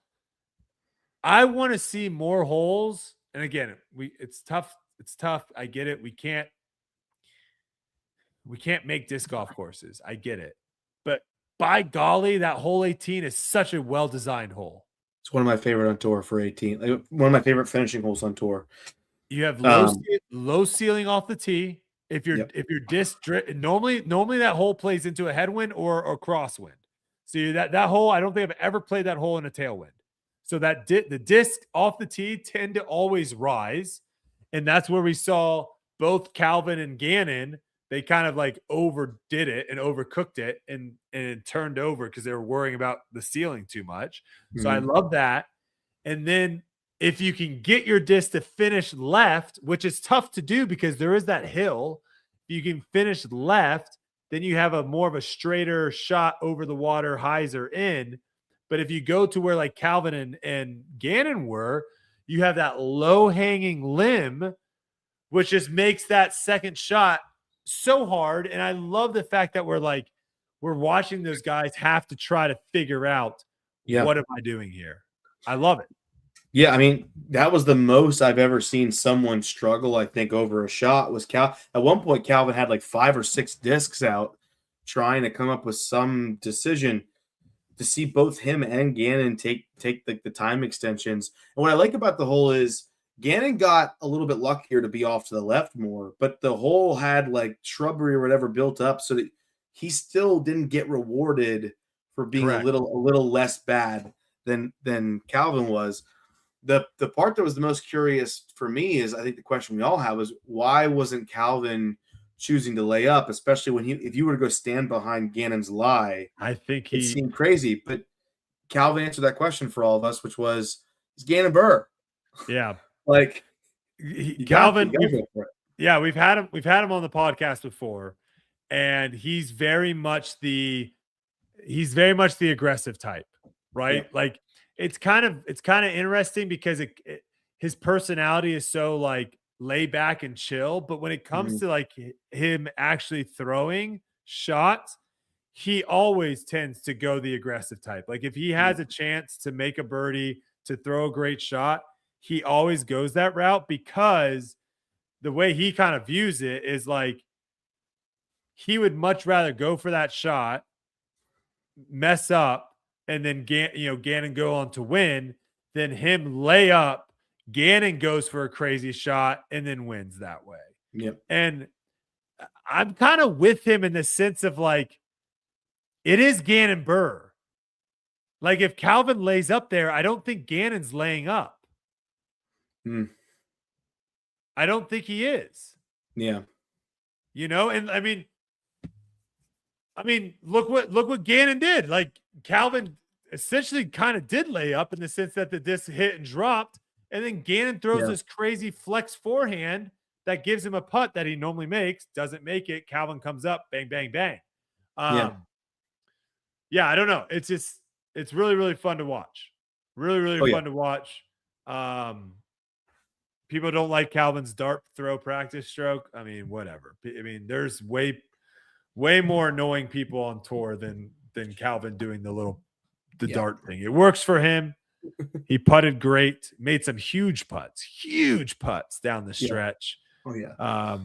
And just an absolute awesome battle to watch, which ultimately comes down, I think, to not just two of the best disc golfers in the world, but also the course. Like the course sets up for these big moments, these big shots, these big putts. So really, really cool to watch.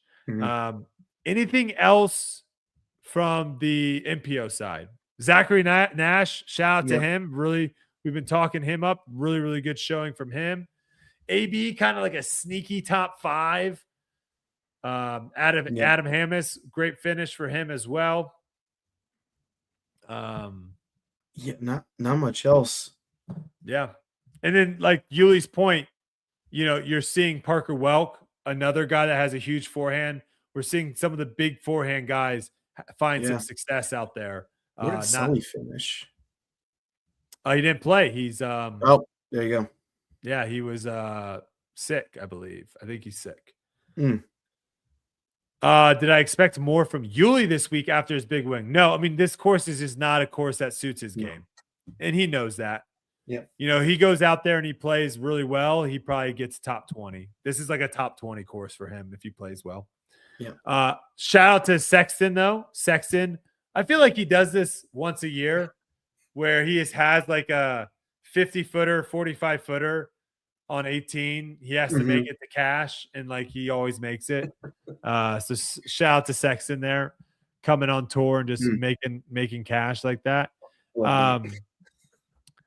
Okay, I've got this question for you. Okay, and there's also a question for the chat. And again, I'm rooting hard for this guy.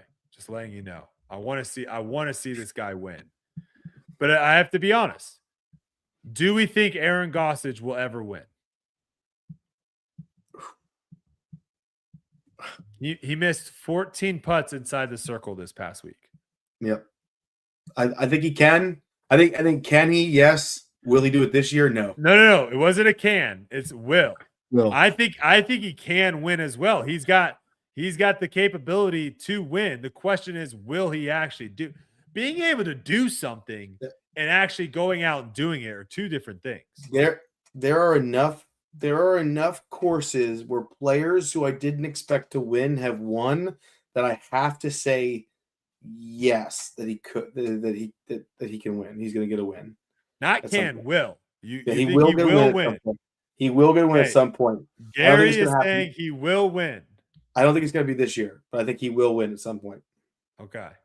I think he's going to reconstruct his putt completely. I think that's why I don't think it'll be this year. I think he just needs a year of whatever, maybe another year under his belt with the new sponsor and a restructure. Yeah, I think he's just going to completely reconstruct his putt, come back, start feeling good, because like, man, watching him throw still is like, bro, his throws are so good. So good. He makes some of the tough tee shots look so easy with the power he has. Okay. So my next question is this: out of these players, who gets their first win? Okay. Sullivan Tipton, Casey White, Zachary Nash, Aaron Gossage, Luke Taylor, Gavin Babcock. Oy. Those are 6 really good players that have all had some really good finishes. I am gonna say I'm ruling out a couple. I'm giving it to Luke Taylor. I think the game is a little bit more complete. I think he has a better chance to win at more courses than some of the rest do. Got to work on the putt a little bit. I think that's a thing for a lot of these guys, but I'm going to say Luke Taylor. I really, really, really wanted to say Zachary Nash, but I just need a little more out of him before I say that. Yeah, I was actually very impressed with Zach. Yeah, You know, I think there was moments where he could have easily, like, you know, thrown in the towel and said, I've had a couple good rounds. Things aren't going my way. But the dude battled and still finished really well. So yeah, I liked what I saw from him, but I'm going, my 1A is Sullivan Tipton. yeah. And then my 1B is Gavin Babcock. Gotcha. Yeah. That's where I'm going. Okay, next question for you, Gary. Okay. I'm full of questions tonight. That's fine. I like it. We are 8 events into the season. Mm-hmm. What impact have you seen from the Powerball sponsorship? I chuckle because this is the debate night question that I wrote. Great question. This is a great question. And I wanted to ask one of the pros because I'm curious, like, from a pro's perspective on tour. Yeah. How has Powerball sponsorship changed?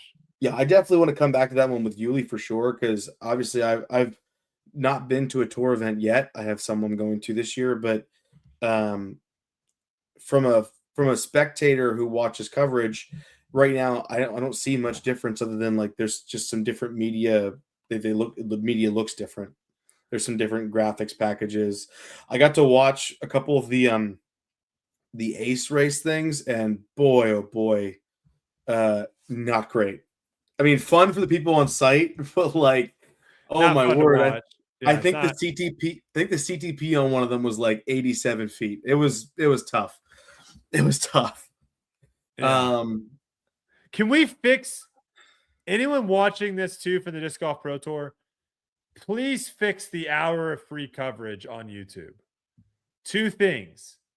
You got to have a better breaking off point.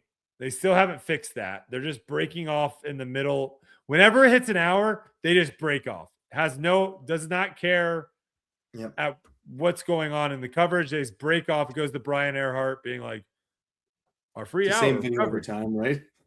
And then the other thing I would say is like, start the 1 hour with lead card on hole 1 teeing off.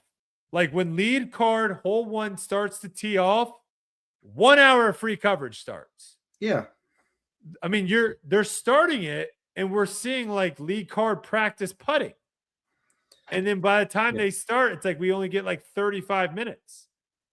So the two, I don't think that changes anything from them though. It's like, that's the other thing is I don't think they're going to lose money by doing this. I think it just becomes a much better product for the person that's consuming it on YouTube.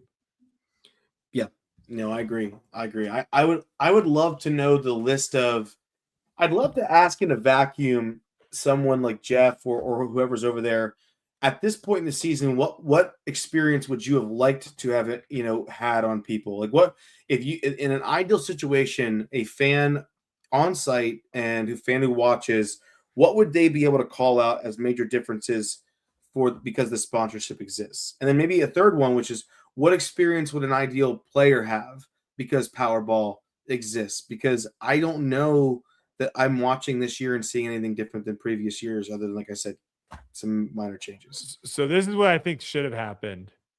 They should have made it to where no commercials are being shown for the hour free footage on YouTube. Mhm. So, because what you're trying to do is you're trying to convert people from YouTube to become a subscriber on the Disc Golf Network. Yep. And you want to make that product the best possible product. And the best possible product is no commercials. Show as much disc golf as possible for that first hour to where people are like, holy crap, that was awesome. I need to see more. So, like, no commercials, thanks to Powerball, no commercials, 1 hour free coverage. Start it when disc golf is actually happening. Yeah. Stop it when there's like a good stopping point, not in the middle of someone's putt or middle of someone's throw or the middle of some hole that lead card's on. Mm-hmm. And I think people that jump onto it would see, hey, it's not too bad. Yeah, I will say this because like Ron brings up a point that I think is worth mentioning, which is we'll see it at the end of the year in the Powerball Cup. But here's the thing: we asked the question. I think Brody, you asked it directly to Jeff. Is this just a cash injection, or is this a difference maker, a game changer? And so we were told that this is going to be a big deal because of a lot of things they're going to be able to do differently. Yep. But right now it feels like just a cash injection. Yep.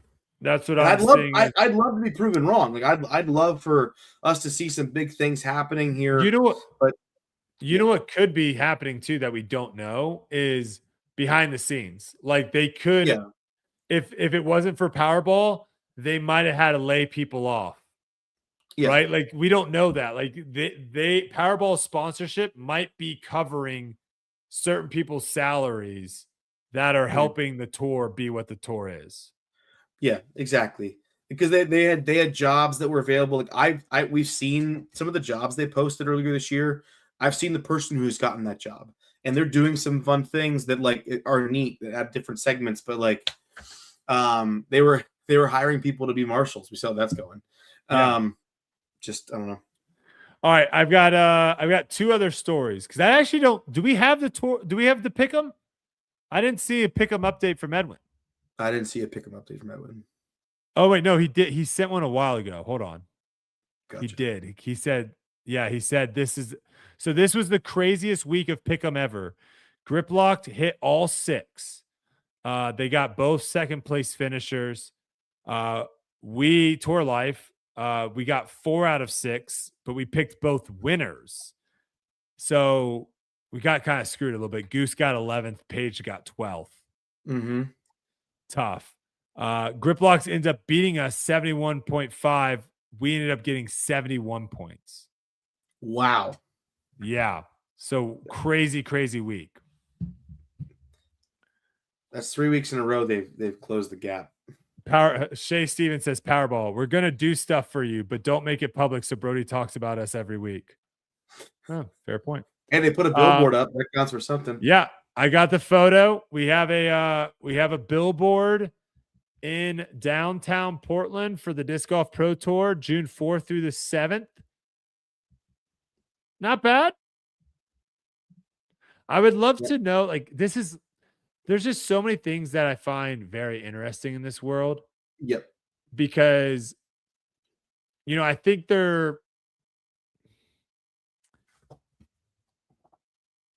there's ways of tracking marketing, right? There's ways of seeing if certain things work or don't work.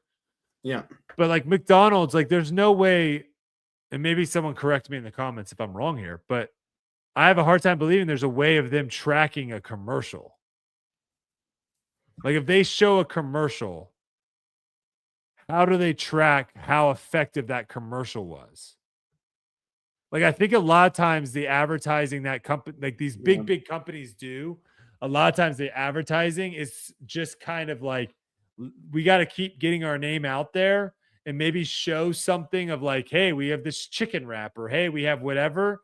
And like the next, like I'm not watching a McDonald's commercial and then hopping in my car and driving to McDonald's. Now there might be people watching and then door dashing immediately after seeing a commercial. Right? Yeah. Like there could be something that does that. But I think a lot of this marketing is just to keep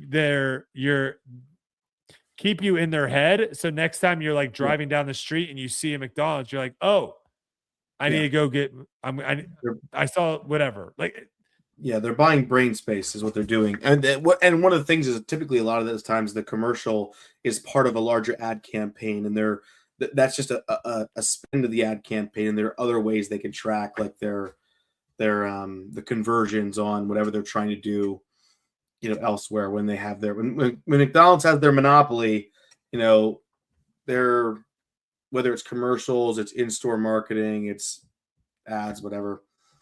Yeah. It's all lumped together. Yeah. It's one of those things where I think like this is something where I don't think the Disc Golf Pro Tour is like, hey, let's track to see if this billboard works. I think it's just like, this was $500. Let's throw it up there. Yeah. It's not going to be a negative, right? It's only going to be a positive. I see. And I saw there were more billboards up as well in other parts of town, which were interesting. For me, whenever I see a billboard and a person on it, I always immediately think that it's an attorney or it's a real estate agent. I don't think so. One thing that was confusing for me is, why on earth, with all the white space they have on that billboard, did they not have the Powerball and DGPT logos in color? Like that would have been a much more dynamic way to make it pop a little bit. Yep. You could have had Cat in the black and white, which would have been fine, but like look at all the space they could have blown up the logos there. Oh, to make it a little bit bigger. Interesting. It's just odd to me that you would get all that space and not do more with it. Yeah, I don't know. But I mean, I don't think it's a bad idea to do it. No, yeah, if it's not terribly inexpensive and it can create, because like I remember, I just don't see that many people looking at this and then deciding to do it. That's the only thing. If you look at a lot of the posts, people from the area they thought that are disc golfers thought it was super cool. So it's like if it's not a big ad spend and it's simple to do, then I guess that it's a benefit. Oh, here comes Mike. I was just gonna say, for like the McDonald's example, there's a couple things. All these big companies have they have these really intricate models and stuff for what percent of like how much money results in like long-term sales just from being in the public eye, like Brody was saying. They also they do ads regionally, and then they check if sales spike in those regions. Okay, and then another thing is they'll have codes that are just from that one commercial or set of commercials. So like maybe they have a DoorDash code, or maybe, something that they can like take and say, this was only from this one place. So the only way I could see this of ever knowing is they could check the locations of new subscriptions or something and see if there was a spike in it. And if it ended up, each time someone subscribes, they have a lifetime value, or like you can assume based on how long a member stays watching Disc Golf Pro Tour months wise, they have a lifetime value. So maybe it's, a few $100s. So if they got 10 extra members in wherever you said this was, it was worth it to them or something like that. So there are ways, but when there's not a code on it or something like that, it's going to be tough to judge that for sure. Mm-hmm.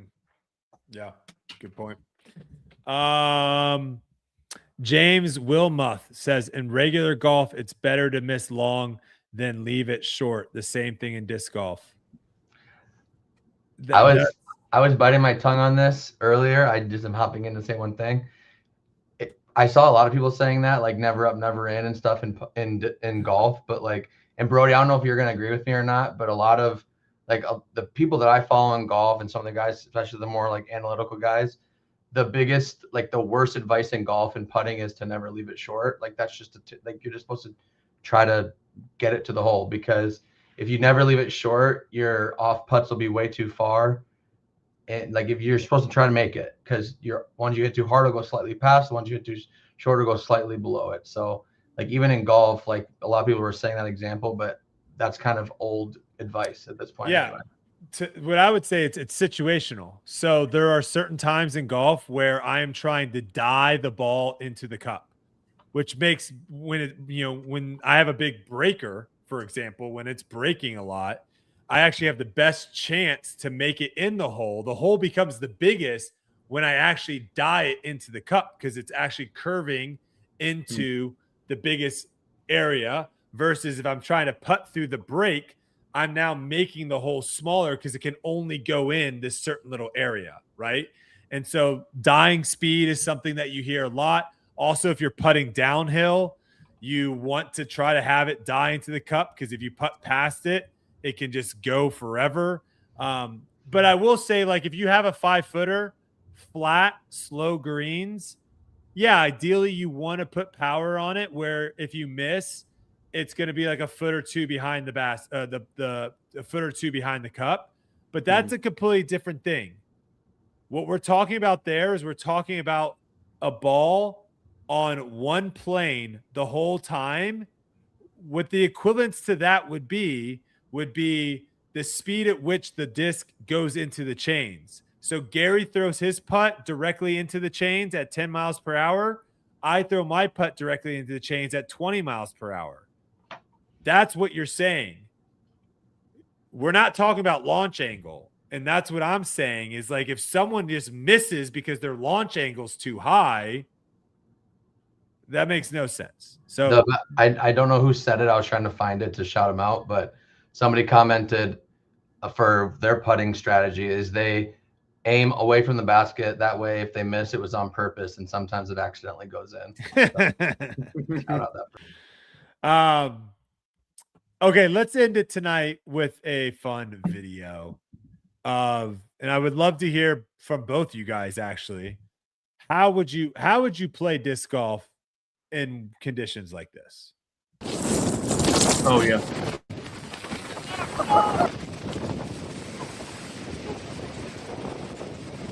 What?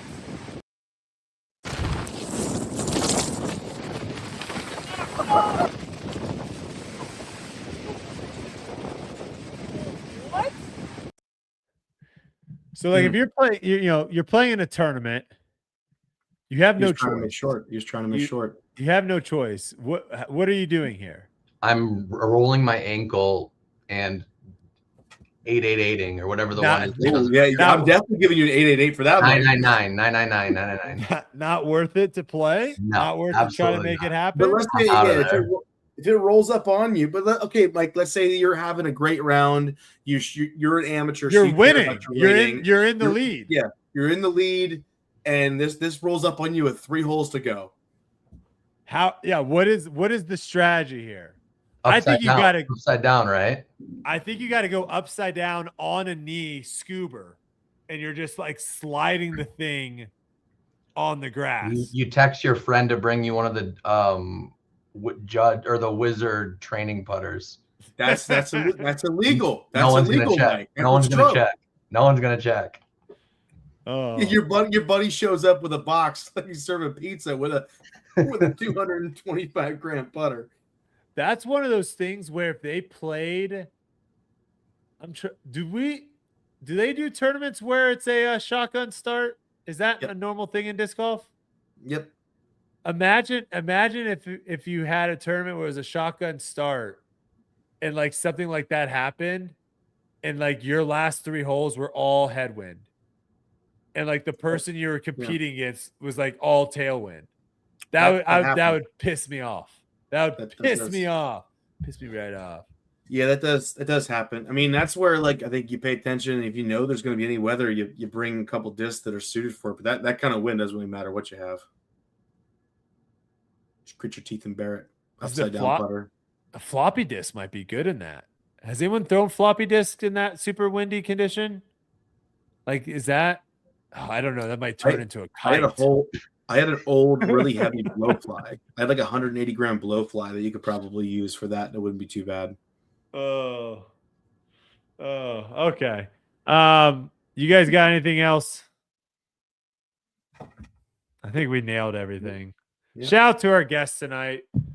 Gavin Babcock, Holyn, Handley, jumping on the pod. Shout out to our live chat. Even the people that tell us to stop talking, even though this is a podcast, and literally that's what you're supposed to do. I don't know what else we're supposed to. Sign language? Maybe we can be one of those oh, wait. We might have a special guest coming on real quick. I hope you stayed, folks. Wait 1 second. We might have a special guest coming on. Hold on. While you're waiting, folks. Mike, I'm sending him the link. Oh, Brody can't stop talking again. There you go. Brody, I tell you, had a sick ace yesterday. It's pretty happy. Oh, that's nice. Yeah. It's always fun. Send me the video. We mean the video. All right, I'll send it to you. Oh, the ace video. Yeah, we gotta go time extension real quick. It'll be a short one because I don't want to take too much of this guy's time. Yeah. Yeah, I'll send you the video, Mike. Yeah, shout out to Gavin for affirming all my pet peeves. Yes. 1,000%. 1,000%.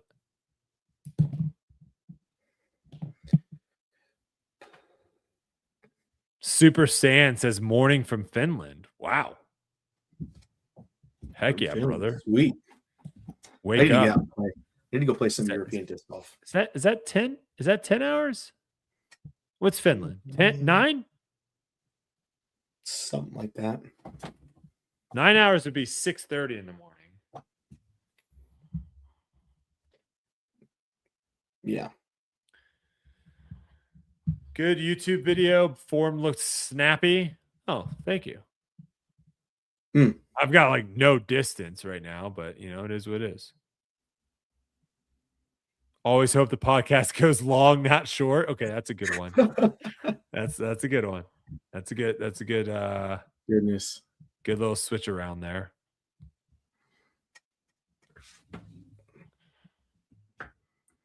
I'm at work until 3 a.m. Oh, here you go. Oh gosh, the Innova org. Oh, you knew it. Let's go. Yep. I've loved the Innova org since No ads. There you go. Yeah, no free ads. No free ads. No free ads. Get out of there. Oh, what do you think about the Innova org, Calvin? There you go.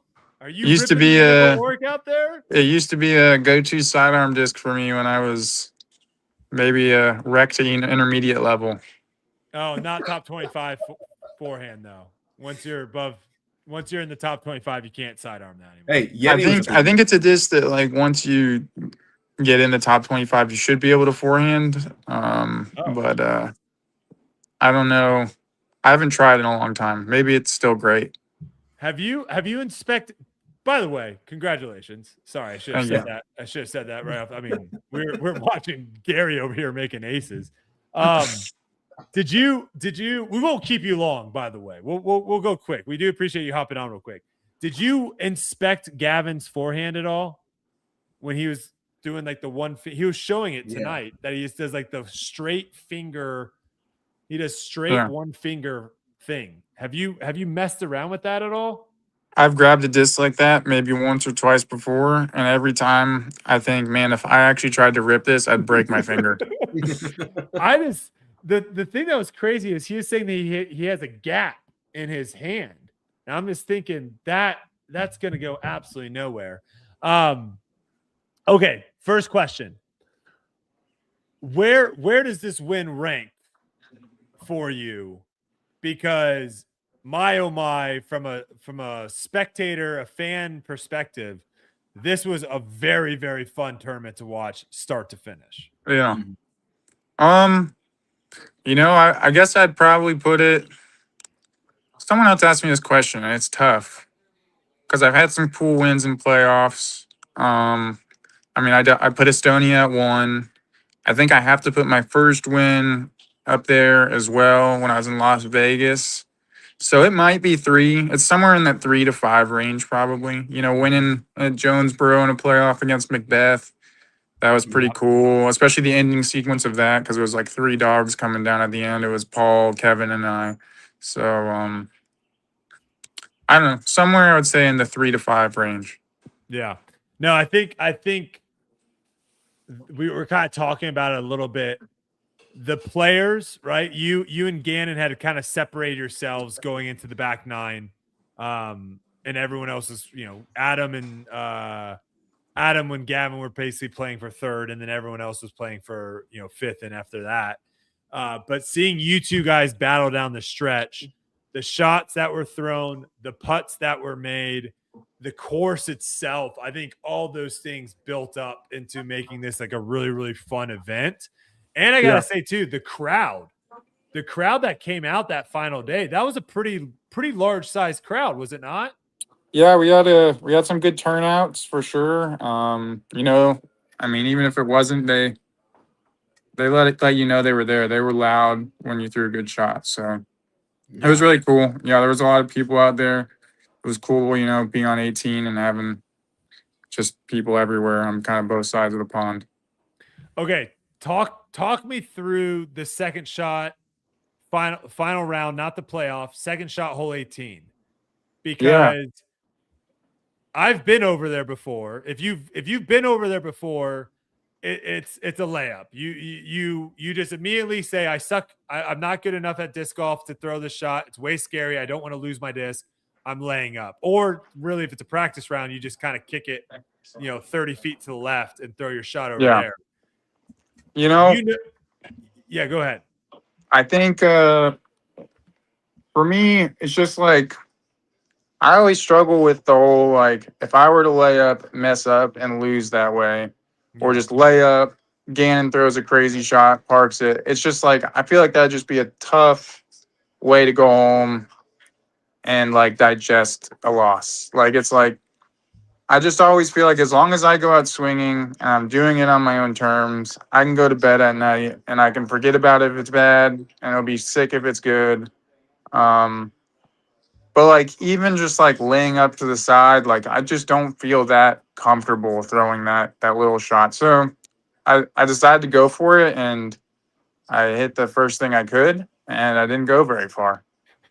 What was were you trying to throw like a low flex that was gonna like yeah, no, it wasn't really flex. I was trying to throw because we had like a head crosswind. So I was trying to throw like I had this stable Thunderbird. I was trying to throw on like a little baby hyzer, have the wind kind of pop it up, maybe drift it a little bit, and then finish up there on the green. Okay. Maybe bold. I don't know. I have dreams. What were your you walked over to Gannon's lie. When you looked at his lie, did you think his shot was easier than yours? No, not necessarily. Okay. I mean, like, I'm never going to underestimate his forehand. I think there was maybe some kind of forehand. I don't know that the probability was like high of executing it, but then once again, I just never really doubt that guy. He's just very good from all places. So I don't know, it's just a weird place. I think like if I didn't have to act first, I might have laid up, but then just having to act first, it just like wasn't a place I wanted to be in and just wasn't a place I wanted to. I don't know. I just didn't want to lay up first. Yeah. What we've seen you throw some crazy shots, but some of these putts you made down the stretch, do you like that feeling more than like parking a hole? Like if you had to pick between the two, are you picking like your Jonesboro playoff shot where you parked it right there? Or are you picking the, 35-footer putt or like the putt that you had in Estonia on 18? You've made some massive putts. What are you taking? I love to do it off the tee. It feels way less stressful to me. I mean, having to make putts, like, I don't know. I feel like it hurts more when you miss them and you mess them up. I don't know. I would rather do it off the tee. I think doing it on the putts, that people love big putts. They love them. They love them. Like, I think, like, honestly, people go crazier for a circle 2 putt than they do a great shot. And do. like you can feel that with the crowd, like the way they erupt, especially when it like means something. But me personally as a player, if I can get it done off the tee, that's awesome. I'd love to tap it in. Just finish it. What were your thoughts on the course this year? They made a couple changes here and there. They added that triple Mando that wasn't a triple Mando that no one really threw through. Yep. What were your thoughts on the course? Mostly the same as Champions Cup. The biggest change I didn't like necessarily was the moving the basket on hole 9 on the par 4 to the right. We played it on the A layout the first 2 days. Is that the one where it's the second shot's over the water? No, it's Wait, hold on. No. Second shot, that's 10. So it's the par 4 before that. It turned into a par 3 on Sunday. Oh, yes. Okay. I like the basket on the other side. I think it's cooler. It requires like your first shot to get left, and then you have to throw, kind of over a green in a bunker, as opposed to now you kind of just blast it. People were having to wait on hole 10's tee pad because they're going to throw kind of over there, but no real complaints. That was just, I would like to see that one go back to where it was. I think it was a better hole, but the next tee though, they changed that angle too, right? It used to be much more. Didn't it used to be much more like you're throwing to like here's the tee and you're throwing more to the fairway like this, and now it's like more like that? I don't think the tee box changed at all on that hole. Am I crazy in thinking that it did? I think you're crazy. Yeah.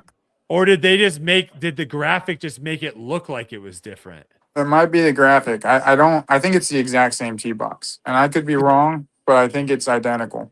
You're still throwing like kind of straight over OB to no. fair. No, there's no OB on this hole. What we're thinking about hole number 9, par 4.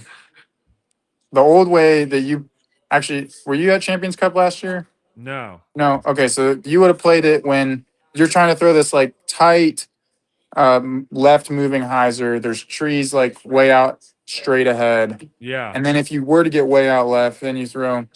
Thank you. Yeah. You push. You have to throw like this straight shot with a little bit of fade over a bunker, kind of a golf green, no water, and it's the basket's on a little mound. Okay. What? Okay. The next hole hole. 9. The next hole. The next hole is hole 10. I'm talking about that. I'm talking about hole 10. Yeah. Did they shift the fairway on that one or the tee on that one? I think that one's the same too. I could be wrong on that though. No. Okay. That feels the same to me. Okay. All right. Fair enough. But I like how a lot of the holes out on that course aren't just the straight. Sometimes when you play these open courses, they're just like the fairways are just straight down, and it doesn't really matter where you land your disc. And on that course, there's a lot of holes where it's like if you don't get around the corner or if you don't get aggressive off the tee, your next shot is drastically harder. And I mean, even hole 18 is a perfect example of that. You and Gannon both go right. That shot's so much harder over there on the right-hand side than it is on the left-hand side. Yeah. And I think that's one of the few open courses that we see on tour that they do a really good job of designing holes that way, of where it actually matters where you land in the tee or in the fairway. I think you think of it as like a long open course, but a lot of times you're throwing through the trees. They do a really good job at utilizing basically the off fairway from the golf course and making that kind of our fairways. And I feel like that's what kind of makes it to where you have obstacles and they're bigger trees, so you do kind of need to choose sides and stuff because you don't want to get stuck behind them. What do you put your odds at winning with Gannon at Preserve here? Because I mean, odds. The course is kind of similar in some ways. I mean, they're not the most different courses. They've got some similarities there. So, what are you thinking? I think we got good chances. I don't know. I don't know. I don't do enough sports betting to be like I know what these odds should be, but they got to be pretty decent. But there are some other very strong teams, and then best shot. I think ultimately the tournament's going to get decided on alternate shot. I think there's going to be a lot of hot scores coming from like a lot of teams, maybe even teams that you don't necessarily expect with best shot. I think you just get two really good players together and just, a lot of the times if one doesn't execute, the other's going to. So it's like, I don't necessarily think there's going to be a ton of separation in best shot, but I do like our chances when it comes down to alternate shot. I think we're, two of the most consistent players out there. So I think that's really where we're going to thrive. Yeah, I think best shot is going to be very clumped. Like, Yep. I think there's going to be, I don't know what the score is yet because I don't know what the layout's going to be, but I could see like 10 teams at 14 under par and then like another 5 or 6 at 13 and then a bunch at 12. Like, it's going to be very, very clumped. Gary, you had a question? Yeah, do you feel pretty good going into Northwest Championship? Because like Glendovier kind of does that same thing where you're playing in the trees between the fairways and you're taking a week off, it looks like, so a little extra time to prepare for that one.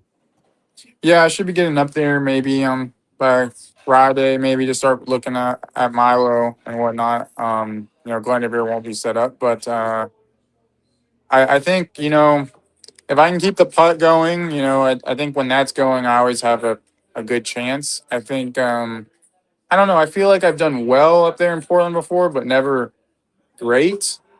And I don't necessarily know why that is. I feel like I have plenty of like top 10s maybe, but not necessarily like podiums or like pushing for wins. So I'm not sure. I definitely plan on looking at some coverage, maybe seeing if I'm attacking courses a little bit differently and maybe if there's some better ways to attack it. Just based on, what people that historically perform well there do. That's yeah. You haven't had a good finish at Portland. That I find that I don't think I played bad there. I just don't think I just like most of the time I don't think I'm playing great. You're not. I don't think I'm like in a position to win. Yeah. Maybe you gotta start throwing more rollers. Yeah, because it's maybe 6th place, 7th place. Yeah, you're just outside the top 5. Yeah, that's like solid. You did good, I mean, I think a lot of people would take that, but I know what you're saying of where it's like, if you play a tournament 3 or 4 times, you would think at least once you got close to winning. Yeah, I think it's just like, what do I got to do to push it for the win there? As I said, I'm telling you, it might be rollers. Maybe it is. Maybe I'll just get on that roller game. I freaking was throwing rollers all over that place. If you get roller to stay in bounds, it's the best shot in disc golf. Yeah, if you get it to stay in bounds.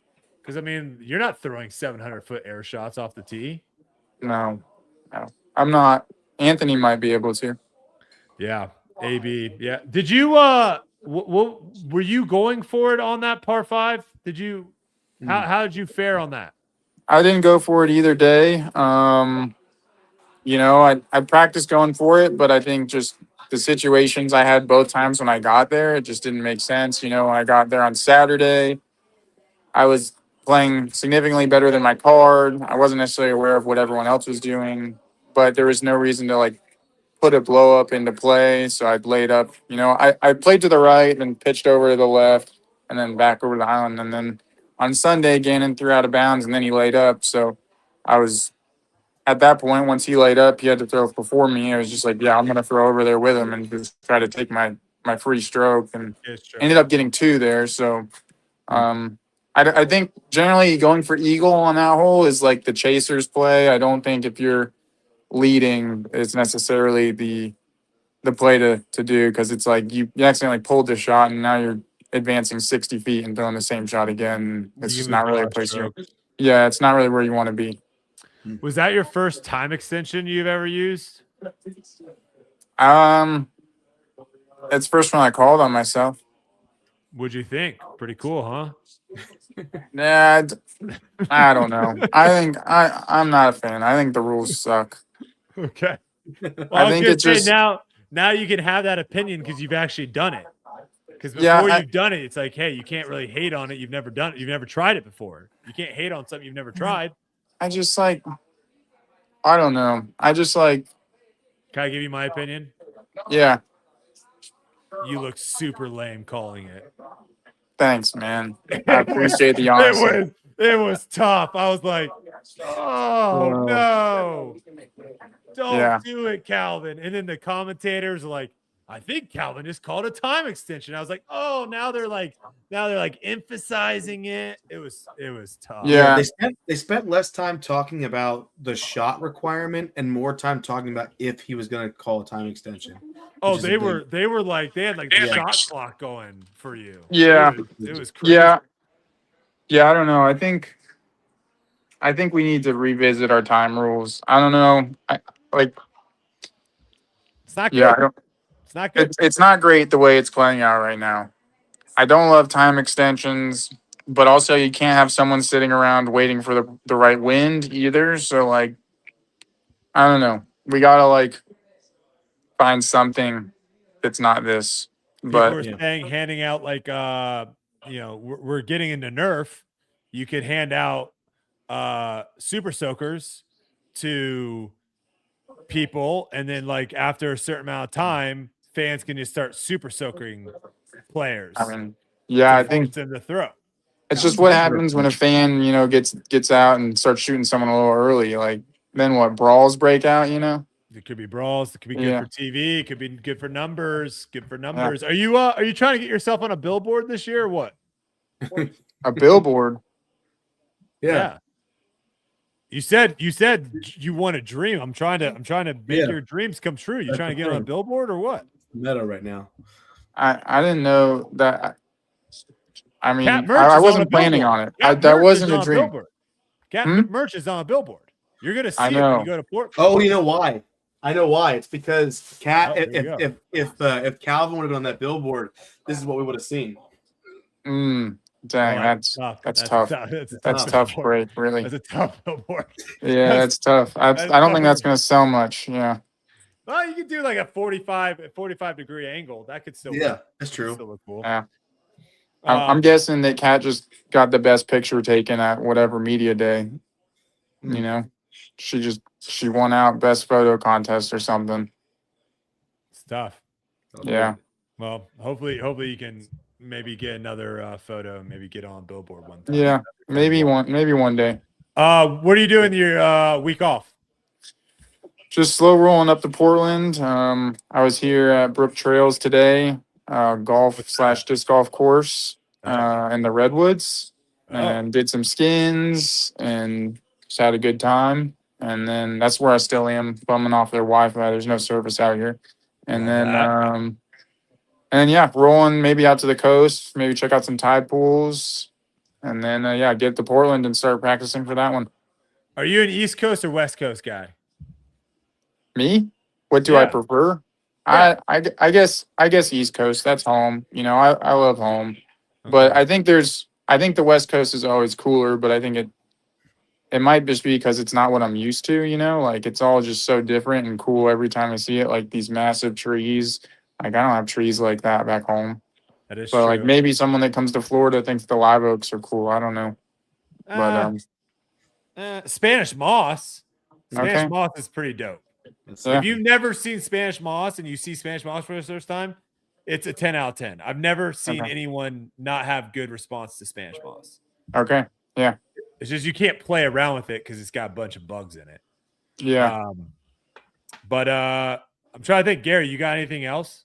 Yeah. So don't worry, I'm not going to do a segment on what food this rock looks like. Settle a debate for us. We're talking about the Powerball sponsorship. We're a third of the way into the season.